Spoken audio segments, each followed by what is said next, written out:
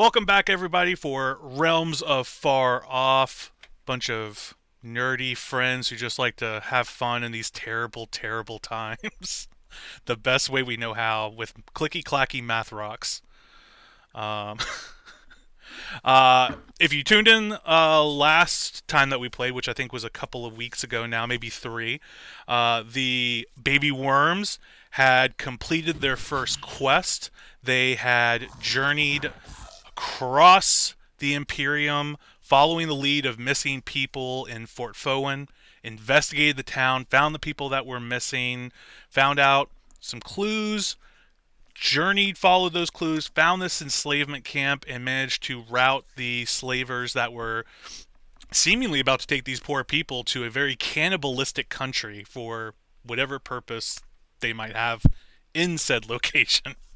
And last we left off, they had rested for the evening in the camp, and we start our day fresh, revigorated, and new as dawn light sheds its way into this encampment. You all wake up in your respective beds. What would you like to do?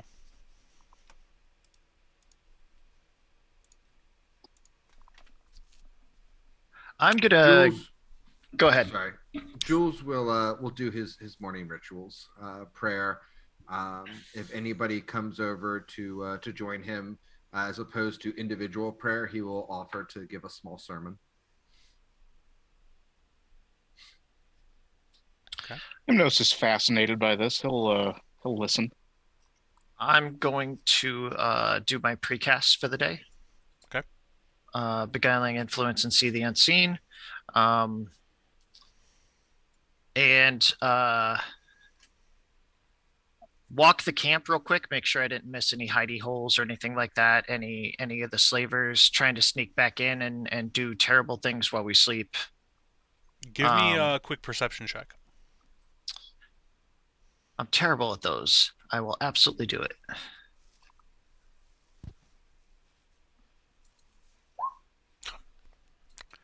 Kip is a bloodhound this morning. Um, Fucking that 20 on that. First roll, everyone. Good things to come this evening, it seems like. Downhill Get the from good here. rolls out of the way. Right? So, Kip, you do a quick perimeter check. You don't see where any of the surviving bandits made their way back into the camp. It seems that they are truly and welly absconded at this point. They definitely don't want anything to do with fireball slinging, horse riding adventurers in their camp. You do find one thing that's a little odd, though, to you. On the southern side of the encampment, where the walls are, these big, huge timbered walls, still relatively fresh cut in the last few months, where they come together on the southern side behind one of the buildings, you notice that there's a gap in one of them at the base. That would be easy enough for a person to move in and out of, but it does look like there's a lot of thorn and thicket bushes that are obscuring it. It's the only real thing that you do note. Okay. I will make note of that to Fee and the Rat Slayer god, in case there's anything to be found over there. The Rat Slayer God, Deity's only a step away for that dog. not a dog. Uh, Dog. well, since Big I dog. was I was probably going to watch Kip and tag along with him. I will see if I can. Let's see. Actually,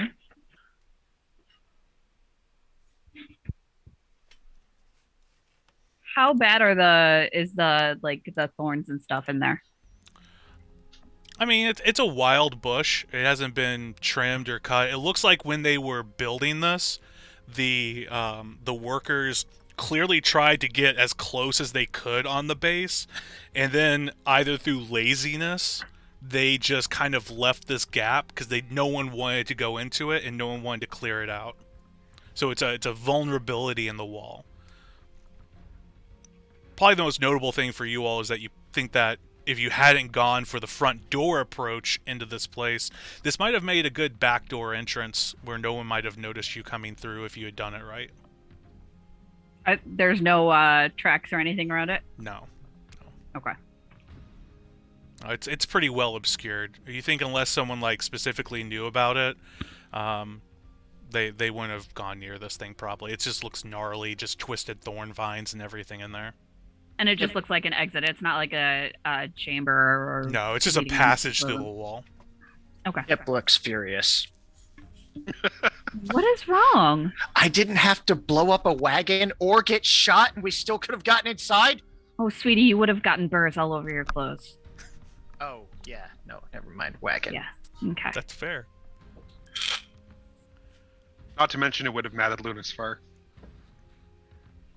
She's had worse. I'll go start on breakfast for everyone. Sure. You see that the 3 people that you all rescued, they're coming out of one of the buildings. They're eating on some rations that they found. Just kind of getting their legs under them, being freed from the cage. I'm gonna go and check on them and see how they're feeling and basically get a good idea of what's going on with them. So yeah, you approach. Mary kind of waves at you as you get closer. It's good to be free from those wooden bars. I can understand. I can imagine. Are you? We're probably going to have some breakfast and continue with our wake up, but then head back to the village. Are all of you ready for that? We're ready to go as soon as you all are. Do you have any questions? Not as many questions as thanks. Who knows where we would be if you all hadn't come for us. We are deeply in your debt. Let's not let our minds linger on that dark potential that thankfully never came to fruition. It'll be hard, but I think the further we get away from here, the easier it'll be. Of course, and we will leave as soon as everyone is settled and ready. We want to make sure that we're hearty and hale for the trek back in case we were to encounter any ruffians along the roads. Oh, your pace is our pace. As she says that, Kip kind of raises his hand to Alara to see if he could add something. I motion for him to go on. Before we leave, maybe y'all should check out the arms and stores and arm yourself up with weapons you're comfortable with. It may not be a safe trip back.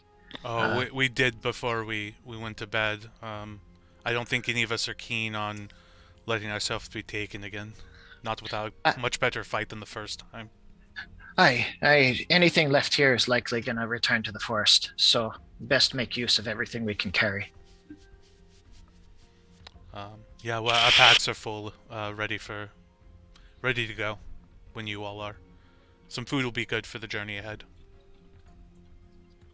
And they'll move over and take a seat at the big campfire that the bandits have been using as sort of a makeshift kitchen cook area, while Kip is cooking up breakfast.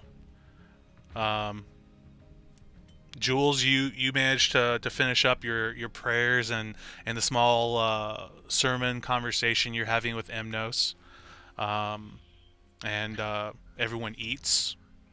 Feels some warmth in their belly and energy in their bones. Does Jules do anything suspicious during this sermon?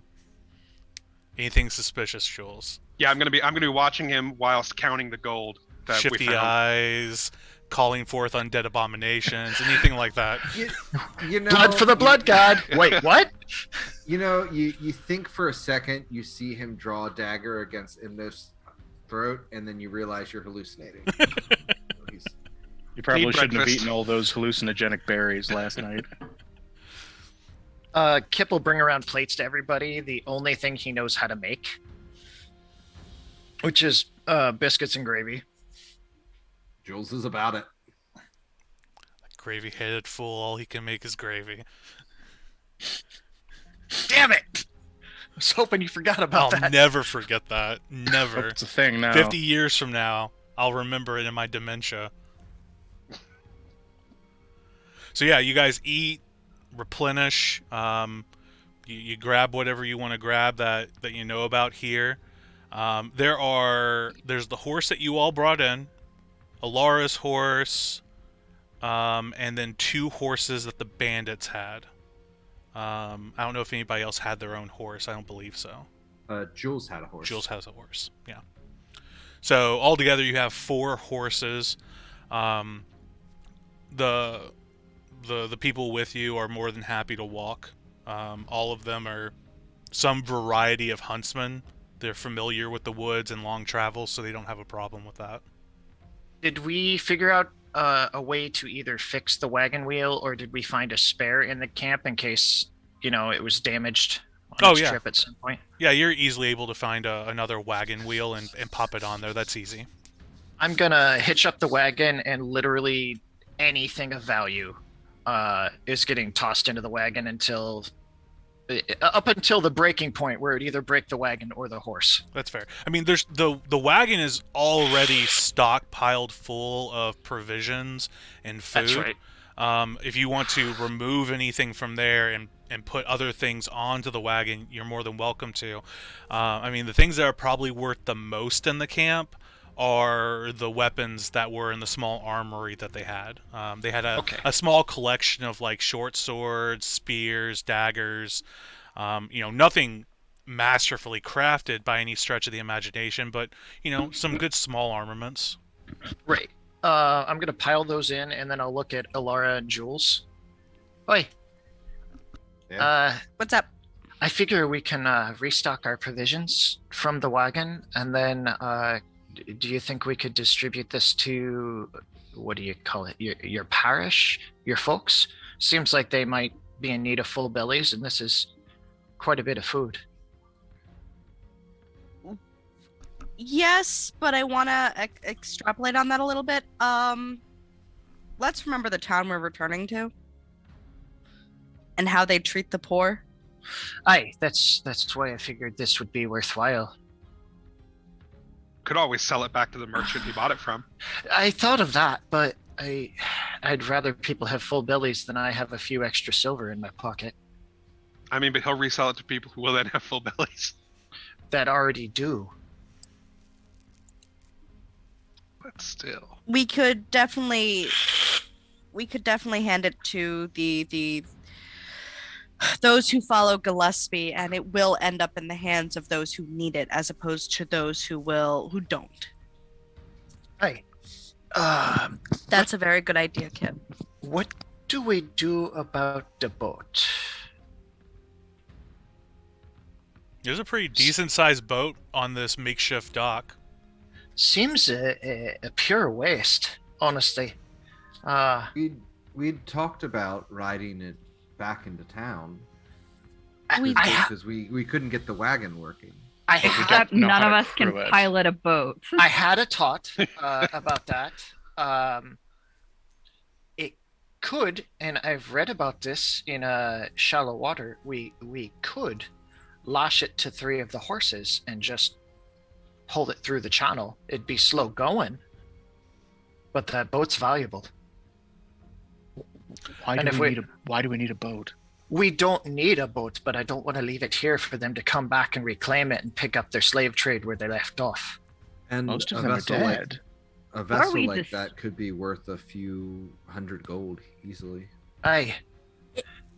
Alternative sources of income. I remember this class. I faked it. So there's a few options. We can either go back to town and tell them how to find the boat and sell the boat to those people and basically take a finder's fee.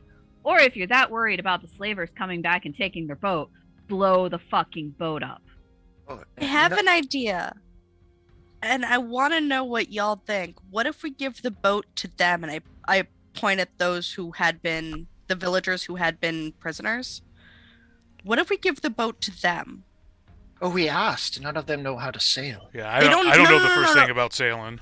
Not about sailing, but it's not something that we can necessarily, in the time of what we are working with, figure out what to do with. No, I see But your point. if it becomes they have a boat and then they could find someone who could sail it and it becomes their business. And they do seem the most capable of the folks in town of being able to make it back to this camp in one piece to begin with. Exactly. Yes, it can fetch a couple hundred gold, and that would be out of our pockets. So I understand those who want to hold on to that. However, that is going to be a significantly more amount of work for the rest of us.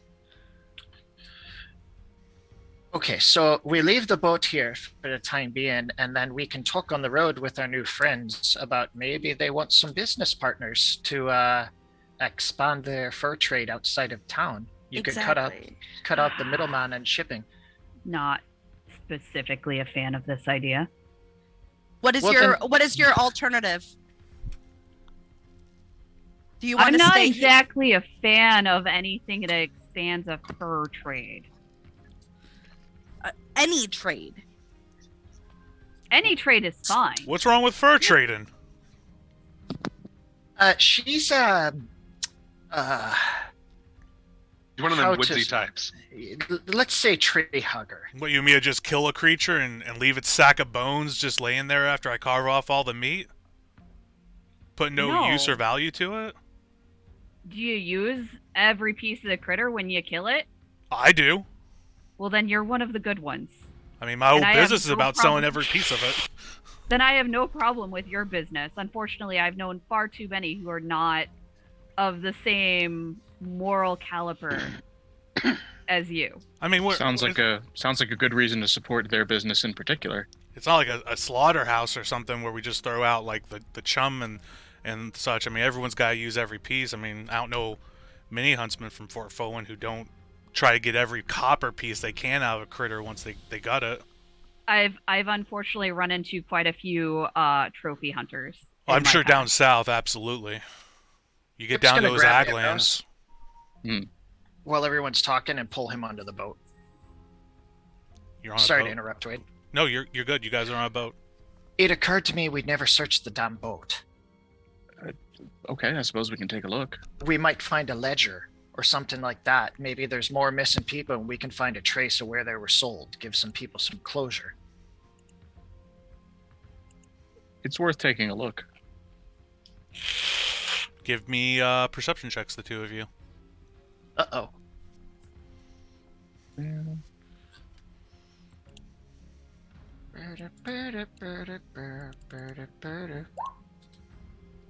What the fuck?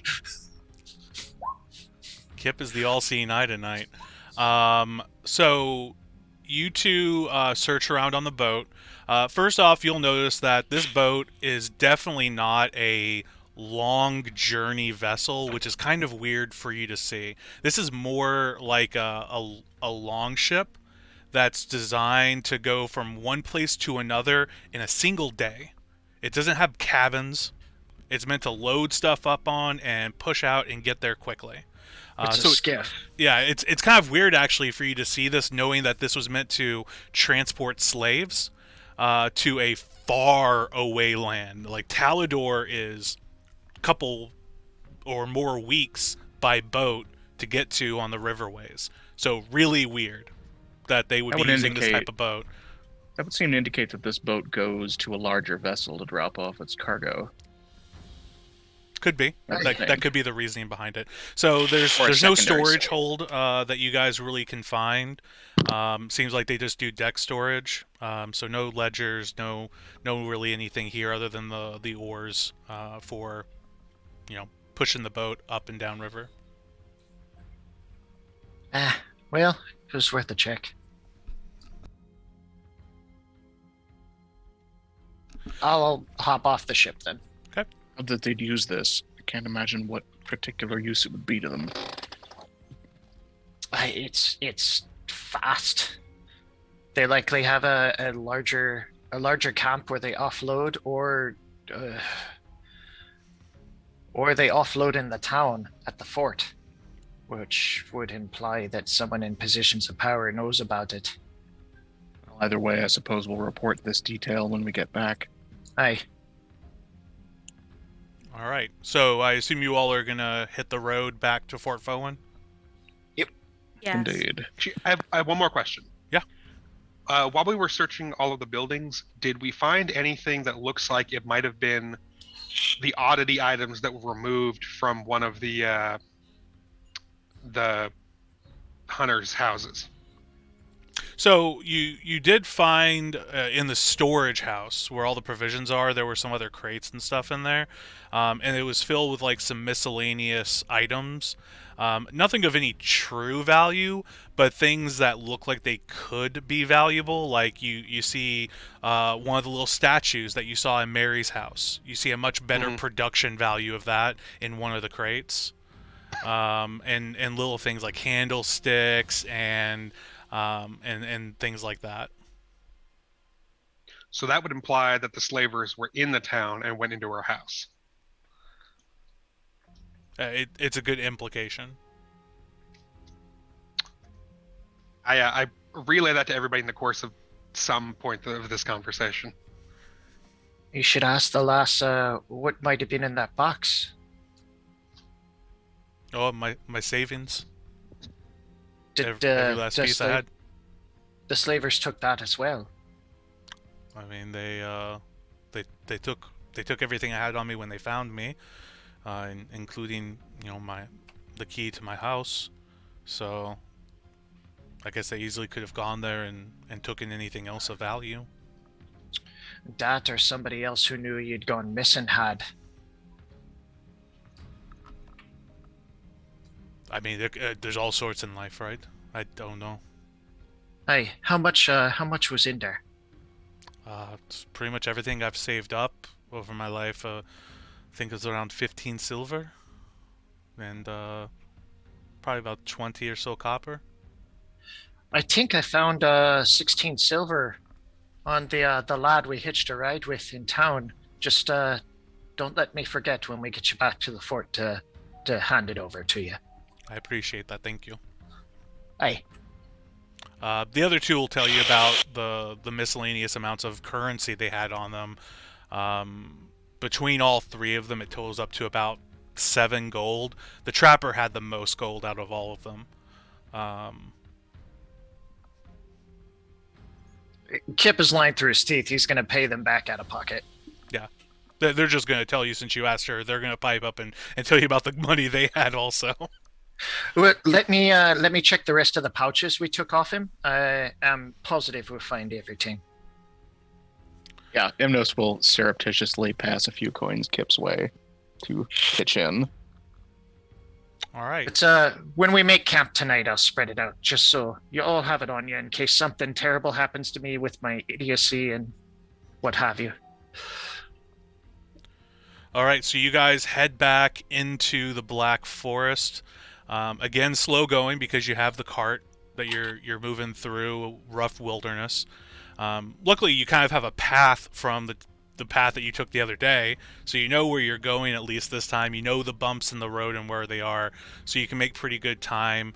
And you're also not waiting for the cover of darkness like you all were last time when you arrived. So you easily pass by the camp that you all were in the first night that you hit the road. And before long, you find yourselves probably about 4 or 5 hours outside of Fort Fowen before darkness is starting to descend on the area, forcing you to make camp. Do we want to make camp tonight or push through to the town? The gates are going to be locked. Yep. Better to get there during the light. If we're camping tonight, I just I have a bad feeling. I think we should pitch a fake camp and then camp a short distance away where we can keep an eye on the wagon. Something still stinks about this entire situation. As he's talking, he's going to start doing the pillow under the blanket thing under the wagon and make several like fake bodies. Very well. Somebody in town had to know. Somebody else in town had to know. And they're not going to be happy that they may be discovered. So I'll continue to be paranoid and live than be blissfully unaware and die. I mean, we could be blissfully unaware and live. If you're wrong, we've expended a bit of extra effort. If you're right, then we may have saved our lives, so I'm willing to help. Aye. And then when he's done, he will, wherever the rest of the party chooses to set up camp, he's going to roll out his fancy schmancy bear hide as his bedroll. It is super comfy. That he has been, like a 30-pound fur, he's been lugging around on his back because he's a moron. It's very coarse, but it'll keep you warm for sure.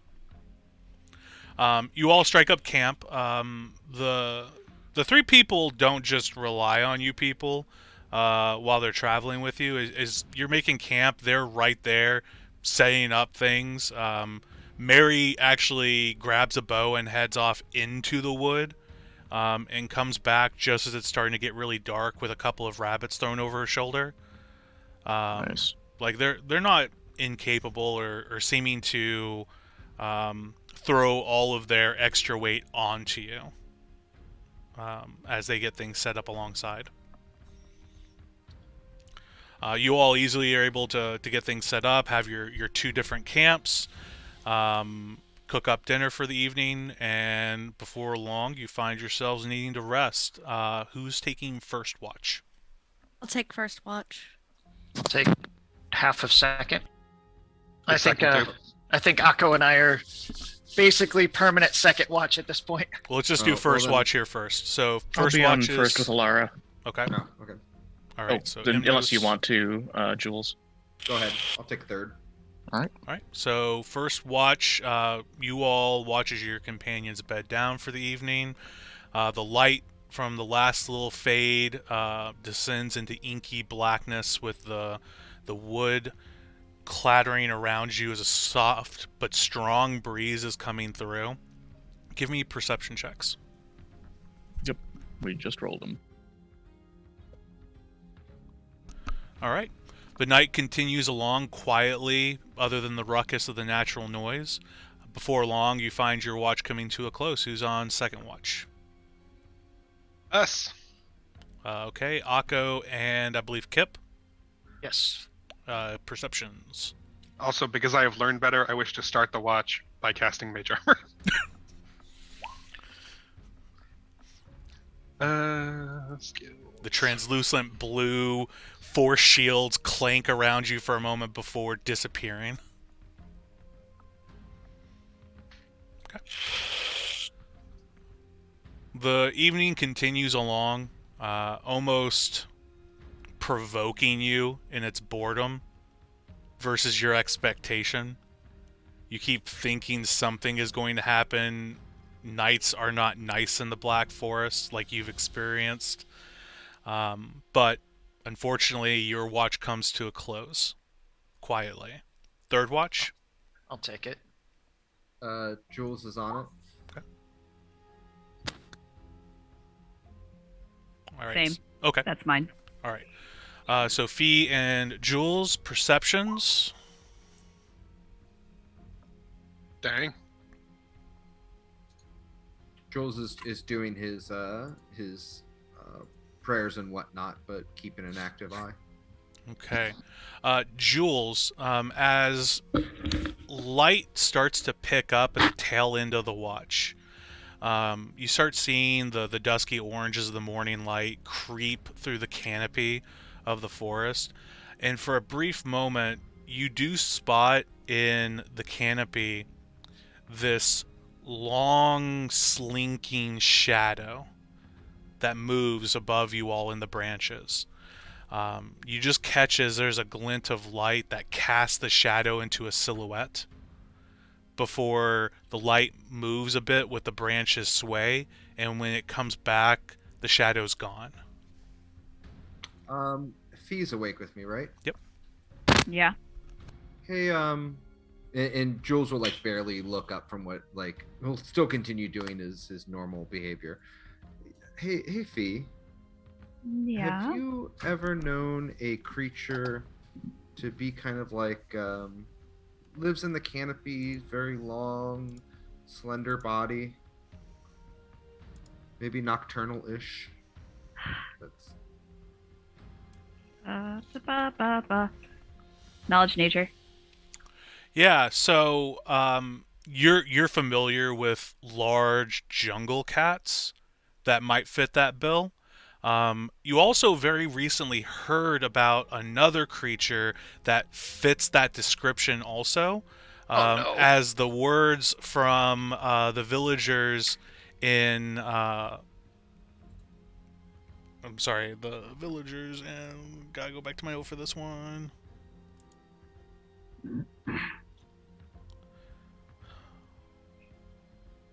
Dunbury. Yeah, that's it. Dunbury. Thank you very much, John. I'm terrible. Told you about a creature called the Kradoka, which was a very large cat with a head that was twice the size of its body, that lived in the Black Forest.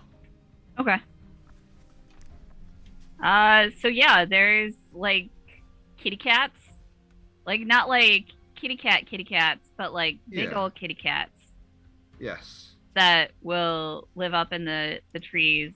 And apparently, there might be some really big giant kitty cat. Well, Uh, I don't want to alarm you, but there is something in the canopy stalking around our camp. Like prowling. Yes, it was about that direction. I saw it just through the sunrise. When Can- Jules lifts his hand in motion up towards the canopy, you hear this crack of breaking wood. Jules, give me a dexterity save. Oh, sorry, reflex save. Gotta remember, I'm in 3.5 now. That's my bad stat, 21. You guys are on fire tonight. Jesus Christ. You manage to duck to the side in a roll as a branch from the tree comes down and smashes into the ground right where you were. And this isn't like a small, like little 1-inch branch. This is probably like a foot thick branch that has cracked and fallen on top of where you were. You I both looked cast up. your gaze up, and you see this black tail that's got to easily be about 3 meters long whip around the side of a large trunk and then disappear. The tail See? is black fur, thick and coarse, that you catch sight of it. Fee, Yep. what's the opposite of ps, ps, ps? You got a squirt bottle on you? Can conjure some water. I mean, yeah, if you could, I'd be probably conjuring water on it, but some wildcats actually really like water. So, I don't know. Actually, the best option would probably be to get everybody up and try to face it as much as we can because it's probably trying to ambush us. And if it can't surprise us, it's probably not going to attack us. That's a good idea. Why don't you wake everyone up, and I am going to start casting light on the branches and the trees. Oi, fuckers, time to play! I'm just gonna Jules- yell at the top of my lungs and Everyone's start taking roused. Fuck Jules you! will- Yeah, that works. Jules will essentially point around the clearing. What are we and- playing? And cast light 5 times, so to kind of surround us and light up all the areas. We're playing not getting pounced by the giant kitty cat. Oh, I Oh, I love that see. game. But what? Bing, What's light hap- turns into a branch. Bing, a branch turns into light. Bing, bing, bing. All of a sudden, the area is just flooded with more light than is natural for this time of the morning. How Jules- close are we all? Jules- How close are we all together right now? Within 15 feet of each other? Okay. So while all of this is going on, I'm going to cast Bless. That's handy. The fuck is happening? As long as we're all There's- casting spells, do I still have mage armor running? Yes. It you lasts do. for half the night, basically. From the Wait, it lasts Hey. for 4 hours, right? 4 hours. It's gone. Yeah. So it's been 4 hours since the start of my watch. Since the start of your watch, yes. Then I recast it. Kip, there's a giant cat trying to kill us from the trees. No, not. I'm gonna It's pull the out. opposite of what we want to do right now. I'm gonna pull out my little purse of copper and make it like a jingly bell. So, just so everyone knows, Bless will give you +1 on all attack rolls and +1 to saves against fear.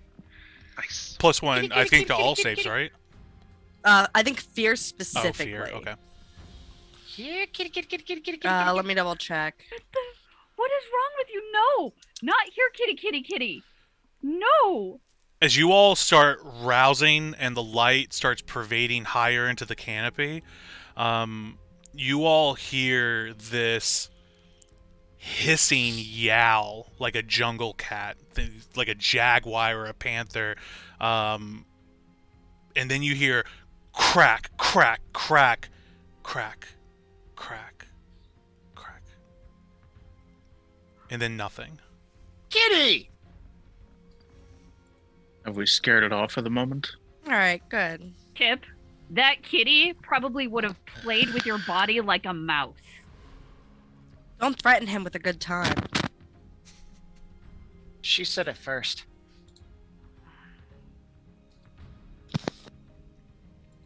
Well, I'm sorry that I woke you all up. I figured it was better. Well, Oh no, absolutely, definitely. Every time that happens, wake us all up. In your Great. defense, I don't think you're the one that woke them up. I think I woke them up by yelling, "Hey, fuckers!" Yeah. So It's an effective wake-up call. how late is it into the watch? I think, It's "Hey, it's wake at up," the would've tail done end. it. It's at the tail end. Okay. Everyone's good enough. I I'll think leave the light spells or the light cantrips up. You all I feel think like you maybe- woke up 10 minutes before your alarm went off on your phone. You're Oh, like, the worst. "Fuck." Oh, it doesn't count for spell. No. I think maybe we should just break camp and head out early. I agree. Stay close to the wagon and far away from the forest edge. Which direction do we hear the breaking go away to? It went south. Which way are we going? North? You're going west. Okay. Yeah, at this point you were going like southwest, and now you're just going straight west.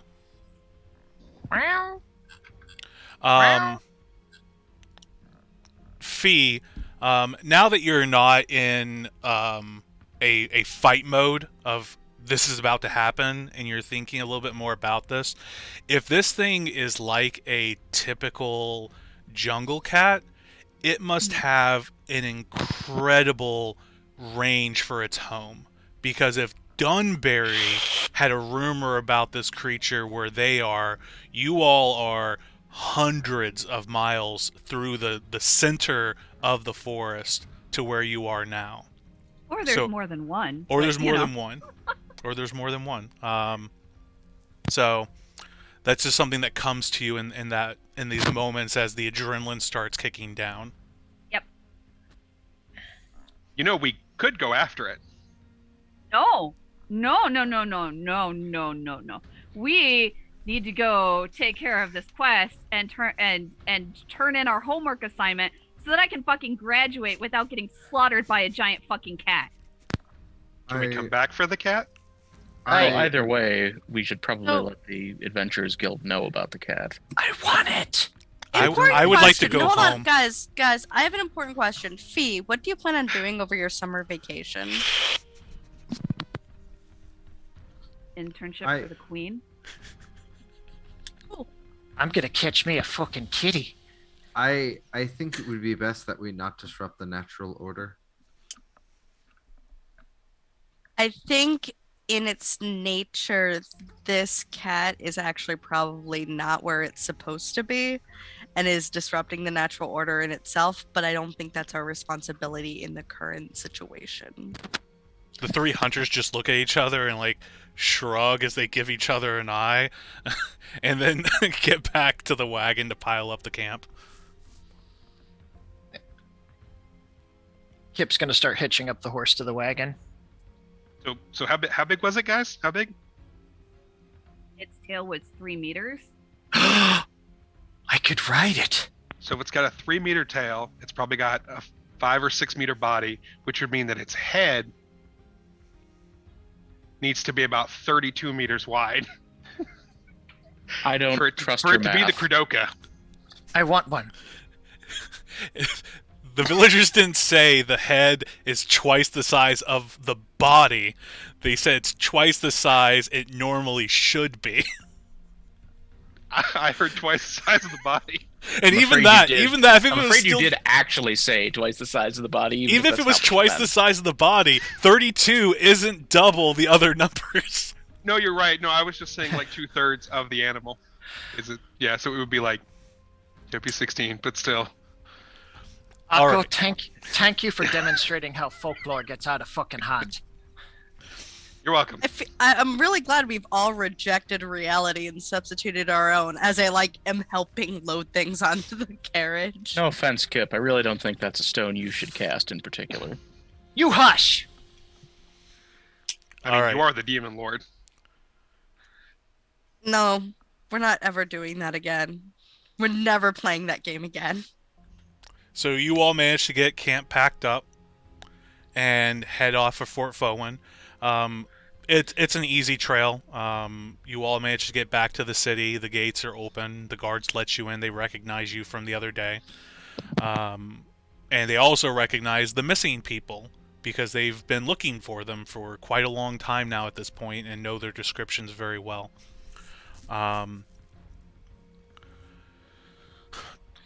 Do you need us to get a runner to the Thane to let them know that you're back? No. We can probably just go to the Adventurers Guild. Well, someone needs to report the people are returned. This is a small town. Does gossip not run rampant? It's a fairly big town. We're not as big as some of the interior kingdoms, but we're a good sized town. I think it's more that the Thane might be irritable that he heard secondhand instead of from his guard. Why don't we we've take you returned. up on your generous offer? Hey, They I'm also nod. gonna- and- Go ahead. go ahead. Oh, I was gonna try to beckon my raven to see where that shithead went. He's with you. He's been on the wagon hitching a ride. He's Oh, been he came back? Yeah, he's back. He's curled up on the back of the wagon now that you're looking for him. Oi, did you deliver the letter? Huh? Thanks for the rescue, you feathered fuck. I don't think that. Go ahead. Go ahead. I was gonna say I don't think they like it when you talk to them like that, Kip. Also, your letter specifies that if we weren't back in several days to send rescue, we didn't need one. We came back almost immediately. You hush with your logic. The bird like hops up and flies over to Alara's shoulder and like nestles her hair. I feed him a piece of my beef rations. Favorite. That One of the bird's a guards traitor. takes off.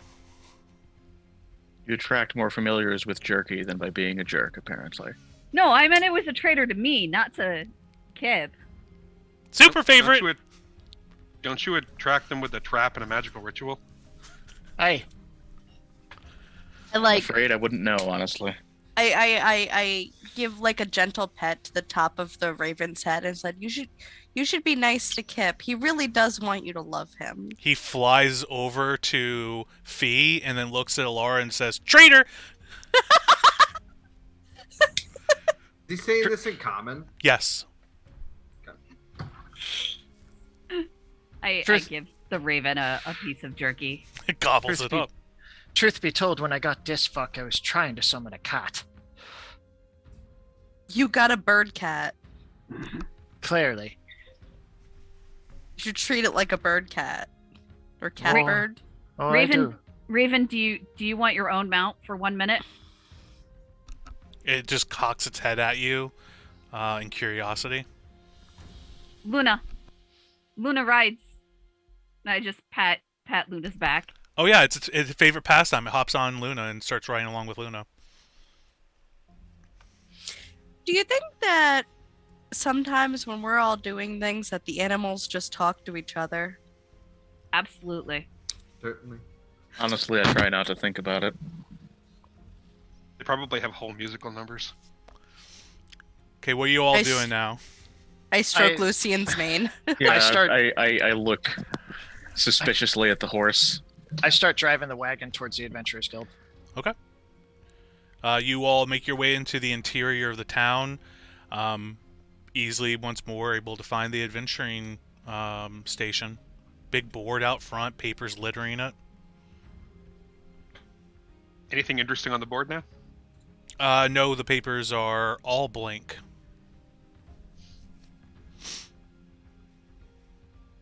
I think we have to hand in our assignment first. Probably. I Get think that graded. would be best for you all to complete that. Good final step, if you will. Do you not have an assignment? Is this not part of your assignment as well? Maybe his assignment was to make sure that we didn't fail our assignment. I was to join you on this assignment, yes. But you all are the ones who signed up for it. I'm just here to help. Technically Are you- speaking, it's our chaperone. Yeah, are you our safety net? No. That's I'm just glad that it's all done. I'm gonna stand behind Jules and just nod, like exaggerated. He's absolutely our chaperone. Yeah, that was kind of the impression I got from Gunther. The door to the adventuring station is slightly ajar. I'm just gonna walk in. Ding, ding, ding! As you guys walk in, the little I bell go in. rings. All right, so Alara, Fee, Emnos are going in. Anybody else going in? Jules, full house. Nope, I'm going to stay outside with the wagon and be suspicious at anybody paying even a little bit of attention to us. Kip, be suspicious. Kip, be suspicious. Kip's that dude that you see sitting randomly in public locations who just looks like he's ready to fucking fight someone, and you're not sure why. Like, it looks like a nice day, he looks like he should be doing good, but he's just ready to fucking fight you because he's eyeballing everybody. Oh, they know why. Kip's the He's guy not in the even sure why. Kip's the guy in the train car all by himself that makes you go, I shouldn't be in this train car. So you guys enter, the bell rings a little bit.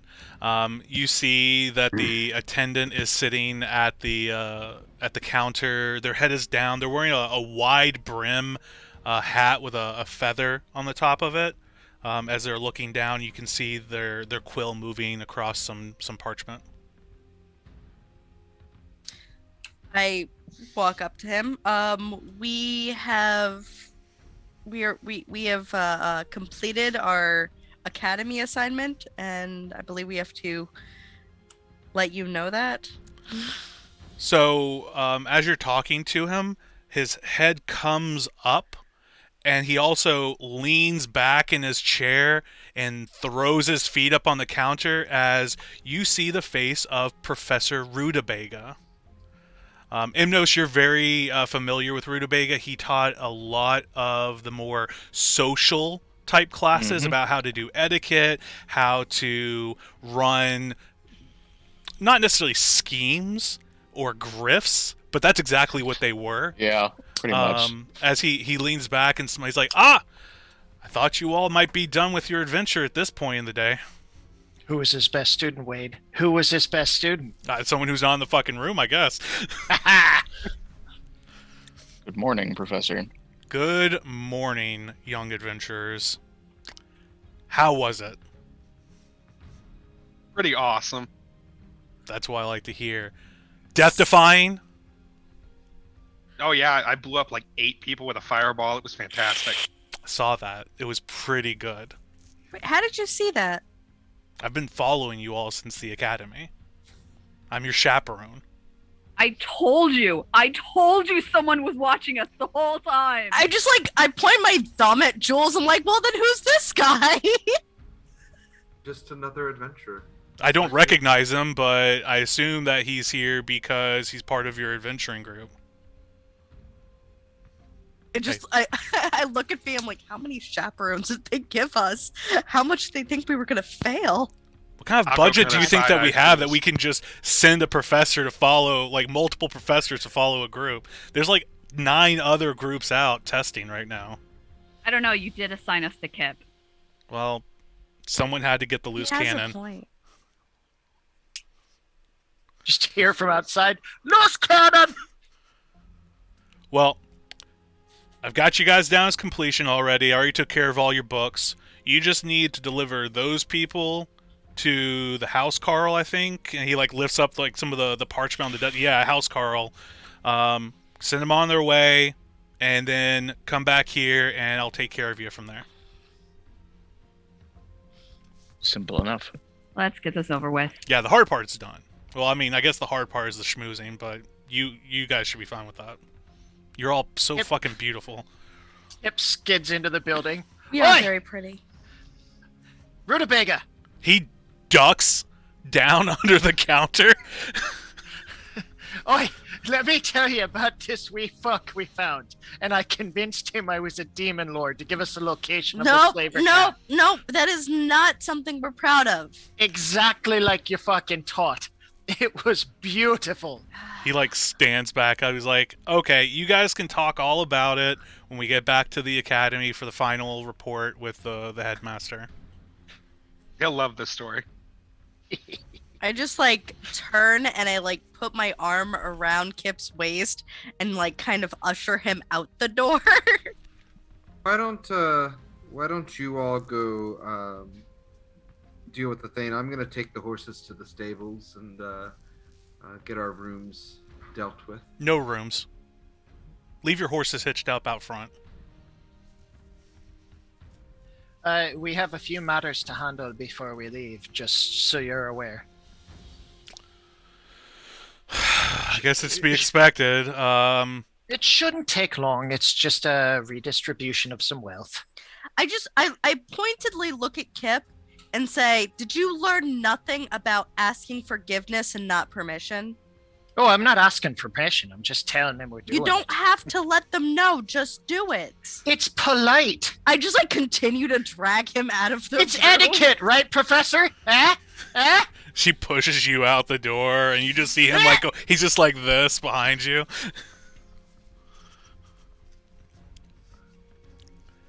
All right, I leave. I take the hand. Uh, I assume everyone leaves. yeah, yeah. yeah. Okay. Yeah. We Alright. need to find out where the house girl is. Well, the last time you saw him was at the lodge. Yeah, he was at the lodge. So why that's don't where we we should go. go check there? And if he's not there, well, I mean, the Thane might know. I don't know. Okay. You guys head back Let's to go. the Froth Den. Significantly less busy than when you all were here last time. Really, it's just the house Carl is here. His wife isn't here. And other than them, it's just the bartender and the servers. There doesn't seem to be anybody, partaking at this early in the morning hour. I pointedly hold the door open for Luna to walk in while maintaining like eye contact with the bartender. He looks for a moment like he will say something, but then doesn't. The house Carl looks up as you all come in, and he puts his hands on his knees, and with an old grunt, he stands up. "Oh, you're back! How So we fare are. things? I got the letter from the Wee Raven. Everything okay? Are you alive? All of you? Are our people good? Are they back? Yeah, what we got happened? them. They're back. We were successful. You got all 3 of them. Hey, Oh. Well, and Thank some more Cooper. besides. That slaver group is gone, and the camp is disbanded. Even better. I will relay this news to the Thane and ensure that your contract is paid. Of course, you earned every gold piece. Pleasure working with you. There wasn't any lasting harm to the people, were there? No. Mama. Just bad memories. Hey. Yeah, they seem to be okay. Good. Well, if you need to stay another night before you head off, I'll make sure that your board is covered for the evening. You've definitely earned that at the very least. The hospitality of the Thane. That shouldn't be necessary. We need to get back to the academy, but we thank you for the offer nonetheless. Of course, We'll of happily course. take that up on you the next time we're in town. There, I'll remember there you. wasn't there a dog folk here the other day? A corgi kid? Oh, I think I saw the gentleman you're talking about. I mean, Has he been around? he was here this morning for breakfast. Do you know if he's returned to his room? I don't know. I didn't keep track of him. He was on the list of the slavers as someone to attempt to acquire, I believe. Terrible business. But I can it's relay worth that him information to him if you want, or if you want to search him out on your own. I mean, I don't want him to go away being terrified for his safety, but him being aware that he was a target for that, at least worth knowing to keep his hackles up. Although he did have a bodyguard, so. Baylor, the bartender looks over as the housecarl calls out his name. See if you can't fetch the Kurgikin from his room. These fine adventurers need to talk to him. The bartender nods and walks out behind the bar and goes through a door into the back. Probably about 5 minutes later, he returns with the Korrigan. Korrigan is wearing, probably the best way to put it is more Eastern style garb. Very Asian influence. Think Hakates wrapped around him with a silk scarf that is binding a small little sword to his back. Behind him, looming over this Korgikin, is just this giant of a half orc. He stands at least 2 heads taller than anyone in this party. As he kind of turns to the side to get through the doorway, wearing full plate armor, a giant sword and shield on his back as he walks through. He just looks at you all with this just dead look. Glassy-eyed, dead look. Before the Korgikin sort of waddles over to you all. You all sure. want to talk to me? Yes. We are adventurers, and we just dealt with a group of less than wonderful folk in the woods. Oh, that's terrible. With the kidnappings and everything that have been going on, I wanted to let you know that your name was, or My name. likeness was on their list. Their list? Yes. I do see though that you have a bodyguard, so obviously probably not going to be too big of a deal, and we've dealt with them, so it shouldn't be an ongoing threat. But oh yeah, you can protect me from anything. In case it is, I thought it'd be important for you to know. Well, I'm glad that you all told me. That's terrible. I didn't think I would come here and get taken by slaves or anything like that. I can't imagine that ever happening to me. Well, I don't think they'll be able to make good on their plans. Most of them were dispatched. Well, what few remained ran for their lives. It's good to have people like you out here, so capable and strong, taking care of things like that. I appreciate it very much. And he does a half bow to you. Jules will bow and kind of turn. Whoever's standing next? Fee Well, Helena, did I mention slavers? Did I say that word? No. I thought I heard it, so I'm He gonna said put this pin in there. I thought that I heard that word in there. He said Okay, unsavory people. Oh, okay. I apologize. I heard savory and, Okay. and heard slave. Okay, no, Slaver. never mind. Not worried about it. Yeah. I gotta make sure I put that in there. That's a communication thing. Yeah. How did he know? No. Okay, well, just wanted you to know. That's all. Oh, of course. Hey, Well, if I can be of any service to you, my name is Sebastian, and I'm usually around the area quite often. I come down to the Imperium a lot. where are you from? Oh, I'm from the Accords. Where about in the Accords? Well, I hail from Larstel, is my hometown, but lately I find myself around Chardot a lot. The next time that we find ourselves in the area, I would very much like to treat you to a dinner to discuss the political situation between my people and some of the kin.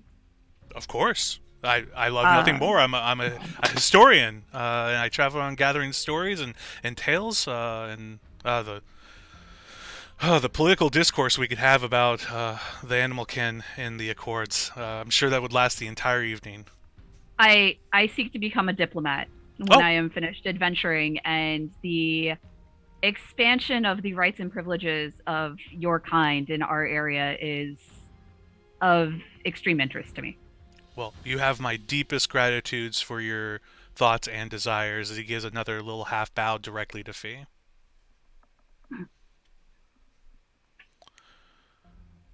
Well, if there's nothing else, we'll return back to our room. We should get going as well. We need to go meet with the Adventurers Guild. May I know your name? And he points at Fee with his paw. Yes, it is Fia Larenthal. Fia Larenthal. I won't forget it.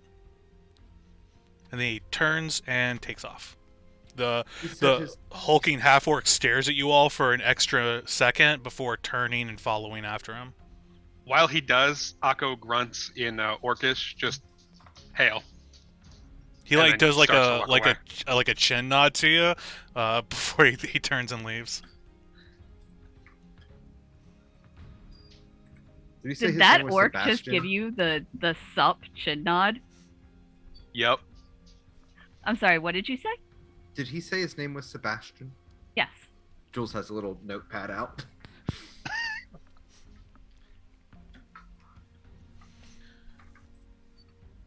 The Housecarl again thanks you all for everything that you've done, and then he walks out of the tavern.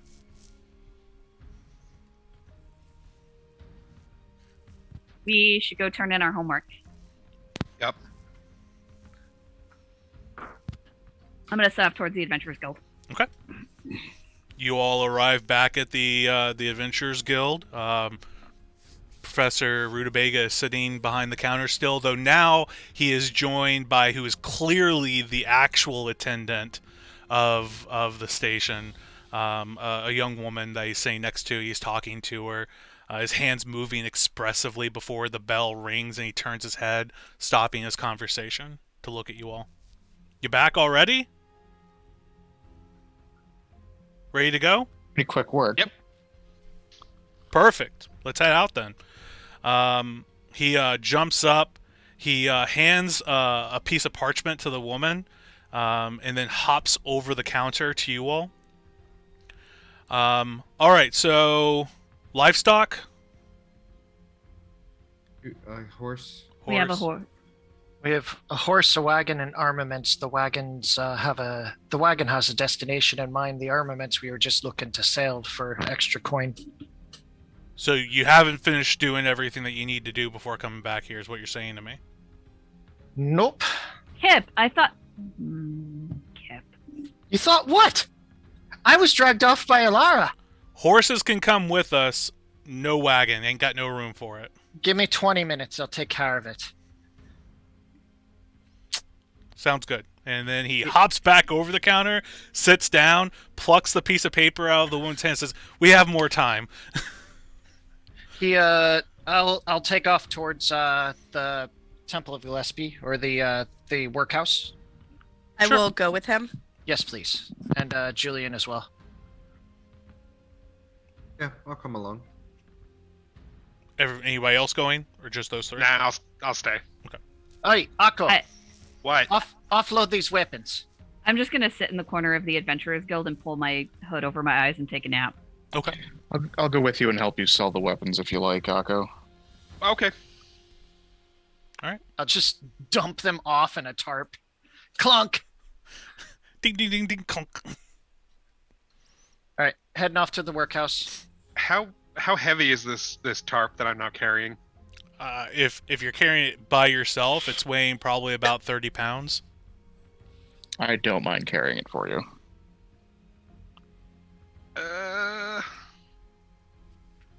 No, I think I can carry it. I'm just medium encumbrance. As you wish. All right, so Hey, Akko DM, and you have a Imnos. direct message on Zoom. Got it. I'll take a look. You DM'd it to me? On Zoom. Remember, on Zoom, I can't read messages on Zoom. My apologies. Yeah. I'll send it to you over Facebook Perfect, thank you. or Discord. Imnos, Akko, you two take off towards the marketplace. The others, minus Fee, head towards the workhouse. Imnos and Akko, to make a short story shorter, you're able to offload the weapons. You find a few different merchants that are willing to buy them. You can make about 20 gold pieces off the whole haul. That's fine. That's good. Got it. Yeah. I'm into it.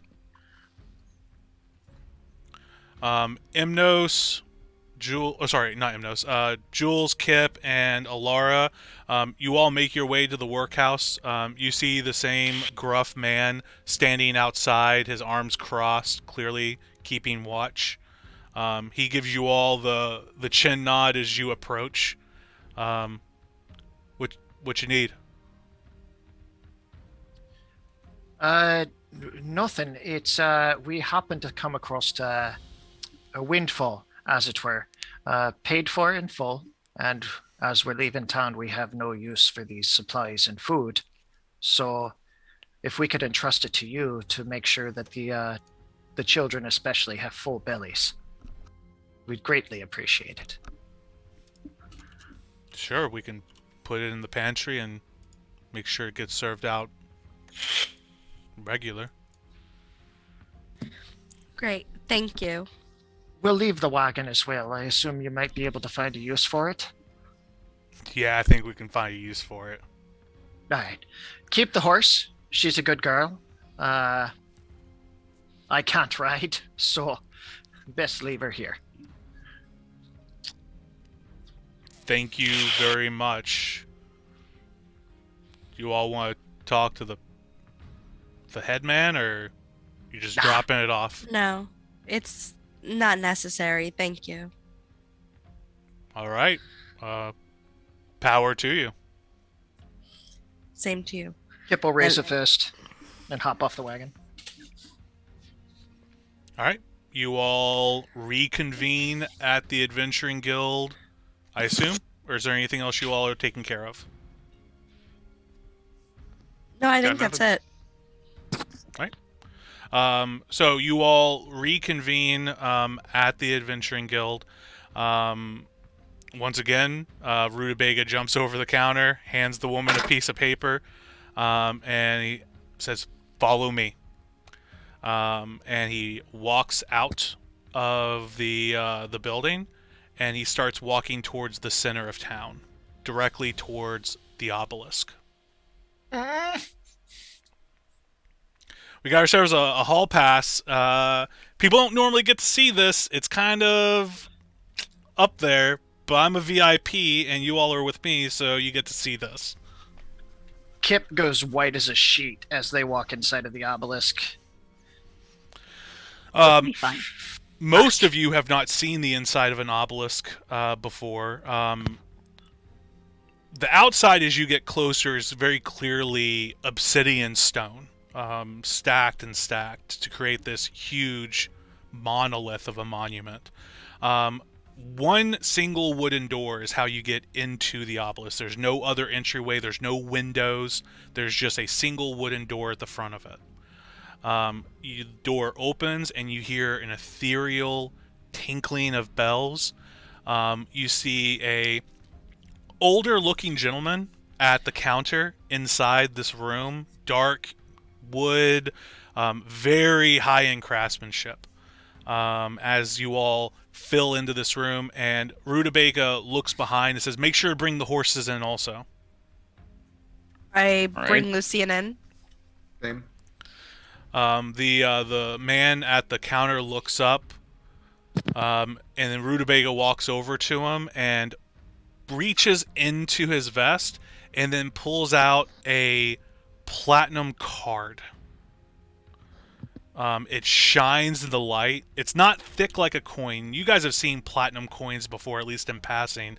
It's not like a coin at all, but it is very clearly platinum with something etched into it. And he puts it on the counter and pushes it across over to the man. Jules will lean over to Kip. Kip, Hey. I found the obelisk. Oh, that's the obelisk. Let me save you guys some time too. It does not taste like grapes.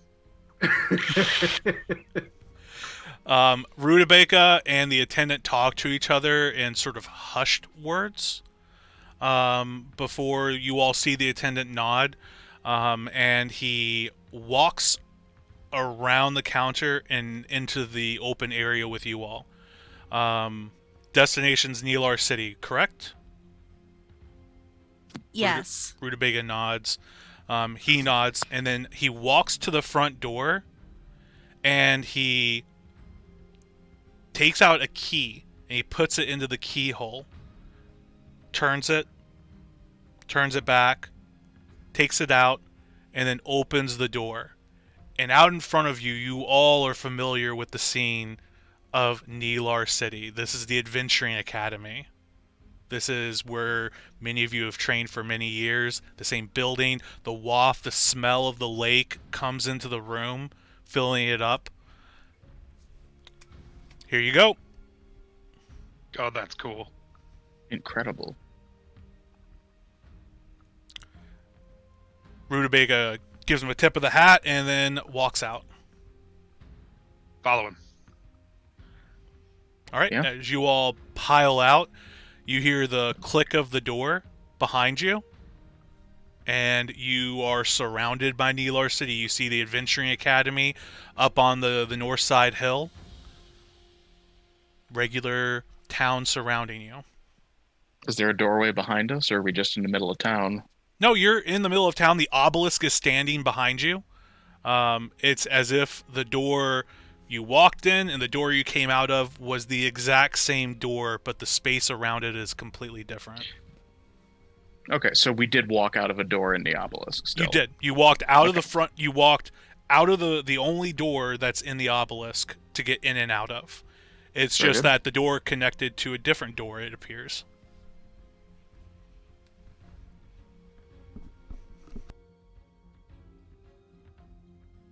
Rutabaga starts heading off towards the academy. Jules So- will pull his hood up tight and follow. I already gave the report to Headmaster Quarters. He knows about everything that you all have been doing since you left. Good move, by the way, with helping that little girl. That's top notch. That got you guys bonus points in my book. Didn't That get bonus situation's points from not everybody, resolved. but from my book, top notch. We still have to resolve that issue. We gave our words. Yeah, you did. You guys gave some words. That's fucking true. Can't do nothing about that one, but that's what adventurers do sometimes. They stumble into things they weren't expecting to stumble into. But your heart was in the right place. You did good. That's what matters. Don't suppose you have any water from those waterfalls, do you? Can't do your homework for you, Kip. Keep trying to get me to do it for you. But I'm the professor. I don't do your work. No, That's actually, not an answer. that's actually not what you taught me. You taught me if I do it right, you don't realize you're doing my homework at all. Still not doing it. It's you still That you didn't know answer his of. question. If I have water from the Falls of Creation, Yeah. no, I don't have. Why would I have that? But It's good. It's still good to know. when you Sorry? think about it, Professor, wasn't that your homework to begin with and not ours? That's a stretch. I hate you so much. I hate that your Bluff words check. are making sense. Bluff And- check 36. And he stops like, I hate that your words are making so much sense, and I know that they shouldn't. And he raises his hand and snaps his finger. Make a quick roll here. I literally dive behind Ilara. For a brief moment, you all see this haze appear over Kip. It's brilliant in color. It's probably like one of the most intense colors scintillating through the kaleidoscope, and then it shatters like a pane of glass getting broken and falling away from him as it disappears into dust. Kip, your beguiling thing has been dispelled. Recasting it. If you, he's like, if you do it again, I'm going to hurt you. Spellcraft, Wade. I'm gonna get you one of these. Roll it. Kip, why are you hiding behind Dispel me? magic. You're taller than I am. The student will become the master. You just wait. And then he continues walking. You all quickly find yourselves back within the loving embrace of the academy walls. You could fail me, Loving? Professor. Loving embrace. Everyone loves you all. You guys are great. No. I mean, everyone else, sure, but like, me, they don't really love me. You don't see Gundar anywhere. God damn it. Anybody else? We just pass our exam and we leave, right? Oh, yeah, absolutely. Okay. So you guys are led up to Headmaster Quarters' office. Again, you hear the noise of trumpets and bass and string instruments playing. But as you all get up to the door, it slowly peters out as the door opens up before Rutabaga can even lift a hand to knock on it. Revealing inside, Headmaster Quarters' office, the same as it always has been. The instruments up on the walls already before you even walk inside. The headmaster is sitting behind his desk, looking up at you all as you walk in. Well, now, children, it's just so good to have you all back here. I mean, young adventurers, not children. I mean, everyone's a child to you. Well, when you live so long, it's kind of hard not to sometimes have that perspective. I'm aware. Come in. Have a seat. It's funny because you're old. I am very old. That is true. Seen too many things. Headmaster, never you see see too how many things. how Kip left the academy and he did courageous, brave things? Shut up. I have heard so much about That's your what you- all's trial, and it just fills my heart with joy to hear about how he jumped off that boat to try and save that young man. Why, that's probably the most brave thing I've ever heard about you doing in your entire life, Kip. I muttered to Kip, "This is what you get for hiding behind me." You are just, you young man are just proving yourself to be so much more than you think that you can be, and I'm just so happy for it. He's so brave. It's very noble and admirable that he did all of those things. If you're practically a hero. His Kip- bravery is only I matched think- by his generosity. I think Kip- we should give him a little round of applause, and I just start clapping. Kip is turning green and starts to bolt. The door closes. Rutabaga's just standing there with his hands on his head. Master's still the master, kid. Like, Kip literally looks like he's gonna cry. Oh, come on now, everybody. Sit down. Take a load off. You have been on the road. We need to talk about everything that you did. We need to go over it. We have to have our final report. So, Oh, we're fucked. you all did quite No, a we're lot. fine. You accomplished the quest that you were sent out to do? Let's talk about it. Let's start off with, what do you think you did right? Most of it. Come on, It was- Akko. Give yourself some accolades here. We have pumped up Kip. Let's talk about some of the others of you. What did you do right here? I'm not just talking about swinging the sword in the right place and cutting something in half. Every contract we took off the board, we completed. That you did.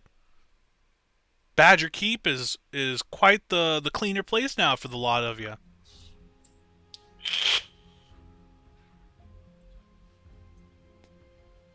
Akko looks slightly bored as he goes, "We selflessly helped a lot of people." Well, I won't say that you selflessly helped a lot of people. You did selflessly help at least 2 people, though.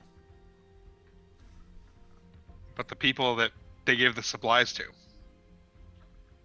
That's fair. I'm not sure if that Well, could be a royal we, Akko, but I guess that I could mean, I be. was there for it. You helped get the supplies. We made him. Presumably, cleaning the aqueducts should help some of the population of Badger Keep. It should. What I'm We looking made for it. here, children. Let's look at what I'm looking for, and then kind of go from there. You all didn't just do your final quest. You did 2 additional quests within it. You helped a little girl and her father, who are in a very bad situation, I might add. And you also took on a side job along the way to your destination so you could get some extra money to help with your supplies and replenishments. That's smart. That's what we teach here, is for you all to be smart, figure things out, on the fly. Being an adventurer is all about doing things on the fly sometimes, and that's what you all did. I mean, we wouldn't have been able to succeed at any of it if Luna didn't carry us the entire way. Probably my best student. Let's talk about what you did wrong. What we did when we convinced the one guy that we were demons. Young Mr. Seer, I don't think That was quite was- appreciative of that ruse. Probably the worst thing we could have done, and that got out of hand. Fuck him if he was appreciative. He was slaver scum. So, Kip, on many grounds, I can't quite disagree with you. He's a murderer. He's a slaver. He's a bad guy, right? Pulling a ruse over his eyes, absolutely fine. It's supposed to be done. You all had to get information, and you took a man and you twisted him and played his fiddle and got all the information out of him. The difference, though, is that you didn't just make him believe. From what Rutabaga here tells me for a moment, he fucking believed your song. He was dancing to your fiddle. But more importantly, and this is probably the greatest lesson I can teach you children, reputation. You didn't just convince this man that you are a demon-packed cult of evil, but you're convincing every other person that man meets, that he spreads your story to. And the most powerful thing that we have in this world are our stories. And they follow us everywhere. Do you want the baby worms to be known as a demon cult? I don't want the baby worms to be known as anything because that's not who we are. I think Well, if you're we being a little graduate, we can be facetious to young my worms. point, Alara. I think, in short, the lesson here is that our actions don't exist in a vacuum. Yes. Now, luckily for you, Rutabaga took the initiative and made sure that this particular story won't go any further than what Seer does, and now does not remember. So, I would argue that if he had spread the tale, it could only help our cause. how does it help you to be known as a walking demon with your sycophant cultists following you around? How many Either- how many people are going to be less likely to fuck with us because of it? Who's going to want to Except work with with for you? all Gonna of be the less- demon cultists and the demons who are now going to be out for your ass. They were already out for my Got a ass. point. I'm a fucking warlock. Now, children, Kip. let's not argue. Let's not raise our voices. Kip. People Go like ahead, myself. People like myself wouldn't work with you if that was what you were. There's a lot of good people who will turn their back on aid if it's coming from the wrong people. Yeah, well, I won't be here much longer, will I? So it won't be an issue. I think you're going to live for a good long time, Kip. Oh no, I'm about to be fucking banished from the kingdom, so... Why would you be banished from the kingdom? What? Because I graduated, which means that I have to make a choice. Oh, well, that one is the truth. And I'm afraid I have no power in those affairs. Likewise, Akko has to make a choice. I'm not sure Akko does. Yeah, I'm not a citizen of the Imperium, so. Aye, don't you have to wear the bracelet after you graduate? That Well, one is yeah, true. that's annoying, but I'm not banished. So are you saying that you're not going to work with those hard-working acolytes at the hold and preserve the fabric of reality? I'm not a fan of totalitarian regimes. Then why do you care about being banished from the Imperium? Because before I had free will, Did you? in a manner of speaking. Can you go out and just do whatever you want whenever you want to do it? I think I proved that with the whole Demon Lord thing. We gave you some safety guards on that particular issue. Regardless, this is my issue. It is, and I can't make that decision for you. And frankly, I can't really give you any good information towards it. I pay my dues to the hold, but I am not a card-carrying member as I am from the Accords, and I did not want to sign that contract myself. Got myself one of these fancy bracelets right here, just like anybody else who comes in this country, despite the fact I've been teaching here for 200 years. At least. And I run the whole goddamn guild. I still wear this thing. I don't have that choice, do I? No. Unfortunately, your birth has prescribed you to a different notion. Not the first time I've heard that fucking song and dance. Well, there's one other thing that you all did wrong, and I just want to cover it real quick. You all are adventurers. And that's not just about your spirits of being heroic and brave and helping people. That's also a contractual obligation. We take on contracts that people put up, and we fulfill. The Adventuring Guild was created to make sure that you are also safe. To make sure that you're not going out and gallivanting into a dragon's lair before you get your dragon killing swords. You all went off. A dragon. You all went off to. Oh, don't worry about that. That's all taken care of at this point. What happened there? You said it's taken care of. Well, I mean, it's taken care of in the sense that the dragon has been stopped from flying around like a crazy maniac.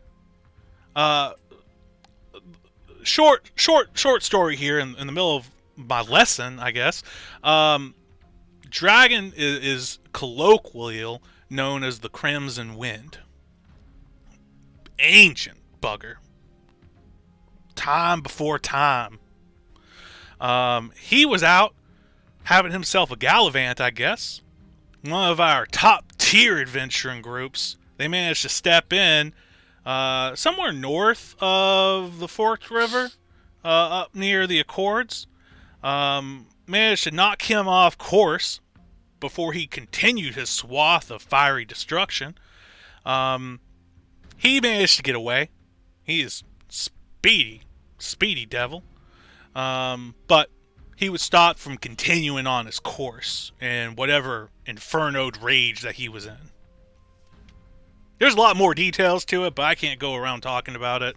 That's in other fields, and really not really anything that you all should care about this particular moment. You guys are not dragon level. You guys are baby worms. You gotta get yourself up there. Nope. We gotta grow bigger. You gotta grow bigger. That's it, Akko. With treasure and gold and power. That's it. That's how you become a better adventurer. Get out there, fireball things, and take that treasure. I feel as though we've veered off of the topic. What That is is the other true. way we failed? You failed because while your heart was in the right place, helping that poor girl and her father in Dunbury, there was not a contract put up to assess the threat level of Dunbury. There is a host of people who, in the back of the guild, are looking into everything that comes up. When people need something taken care of and they bring it to our attention, we have a whole threat assessment department that goes through it. Divinations, scryings, all sorts of crazy things. And then we put it up there at the appropriate point that you all should be able to handle that kind of affair. Now, luckily, in this case, you all were capable of doing it. But that's only because it didn't turn south quicker than a tomcat in heat. Okay? All I'm saying is, if you think you need to do something and you don't have a contract for it, bring it to the guild first. We have provisional contracts we can make up on the fly for something that really needs to be done. Or if it's a test of battle that just falls in your fucking lap, take care of that one. Can't do nothing about that. Don't need a contract to pull a sword out. But there's liabilities. There's provisions that go back to the Imperium and to the host countries that we are in. Just be mindful of it. So the way in which we failed was we didn't follow the bureaucratic red tape of the Adventuring Academy when something came up. Exactly. And when you've existed as long as we've existed, there's a lot of bureaucratic red tape. Everyone thinks they got the next best idea. Proud to say in 200 years, I haven't made that many changes in the guild. So, As long as it's profitable.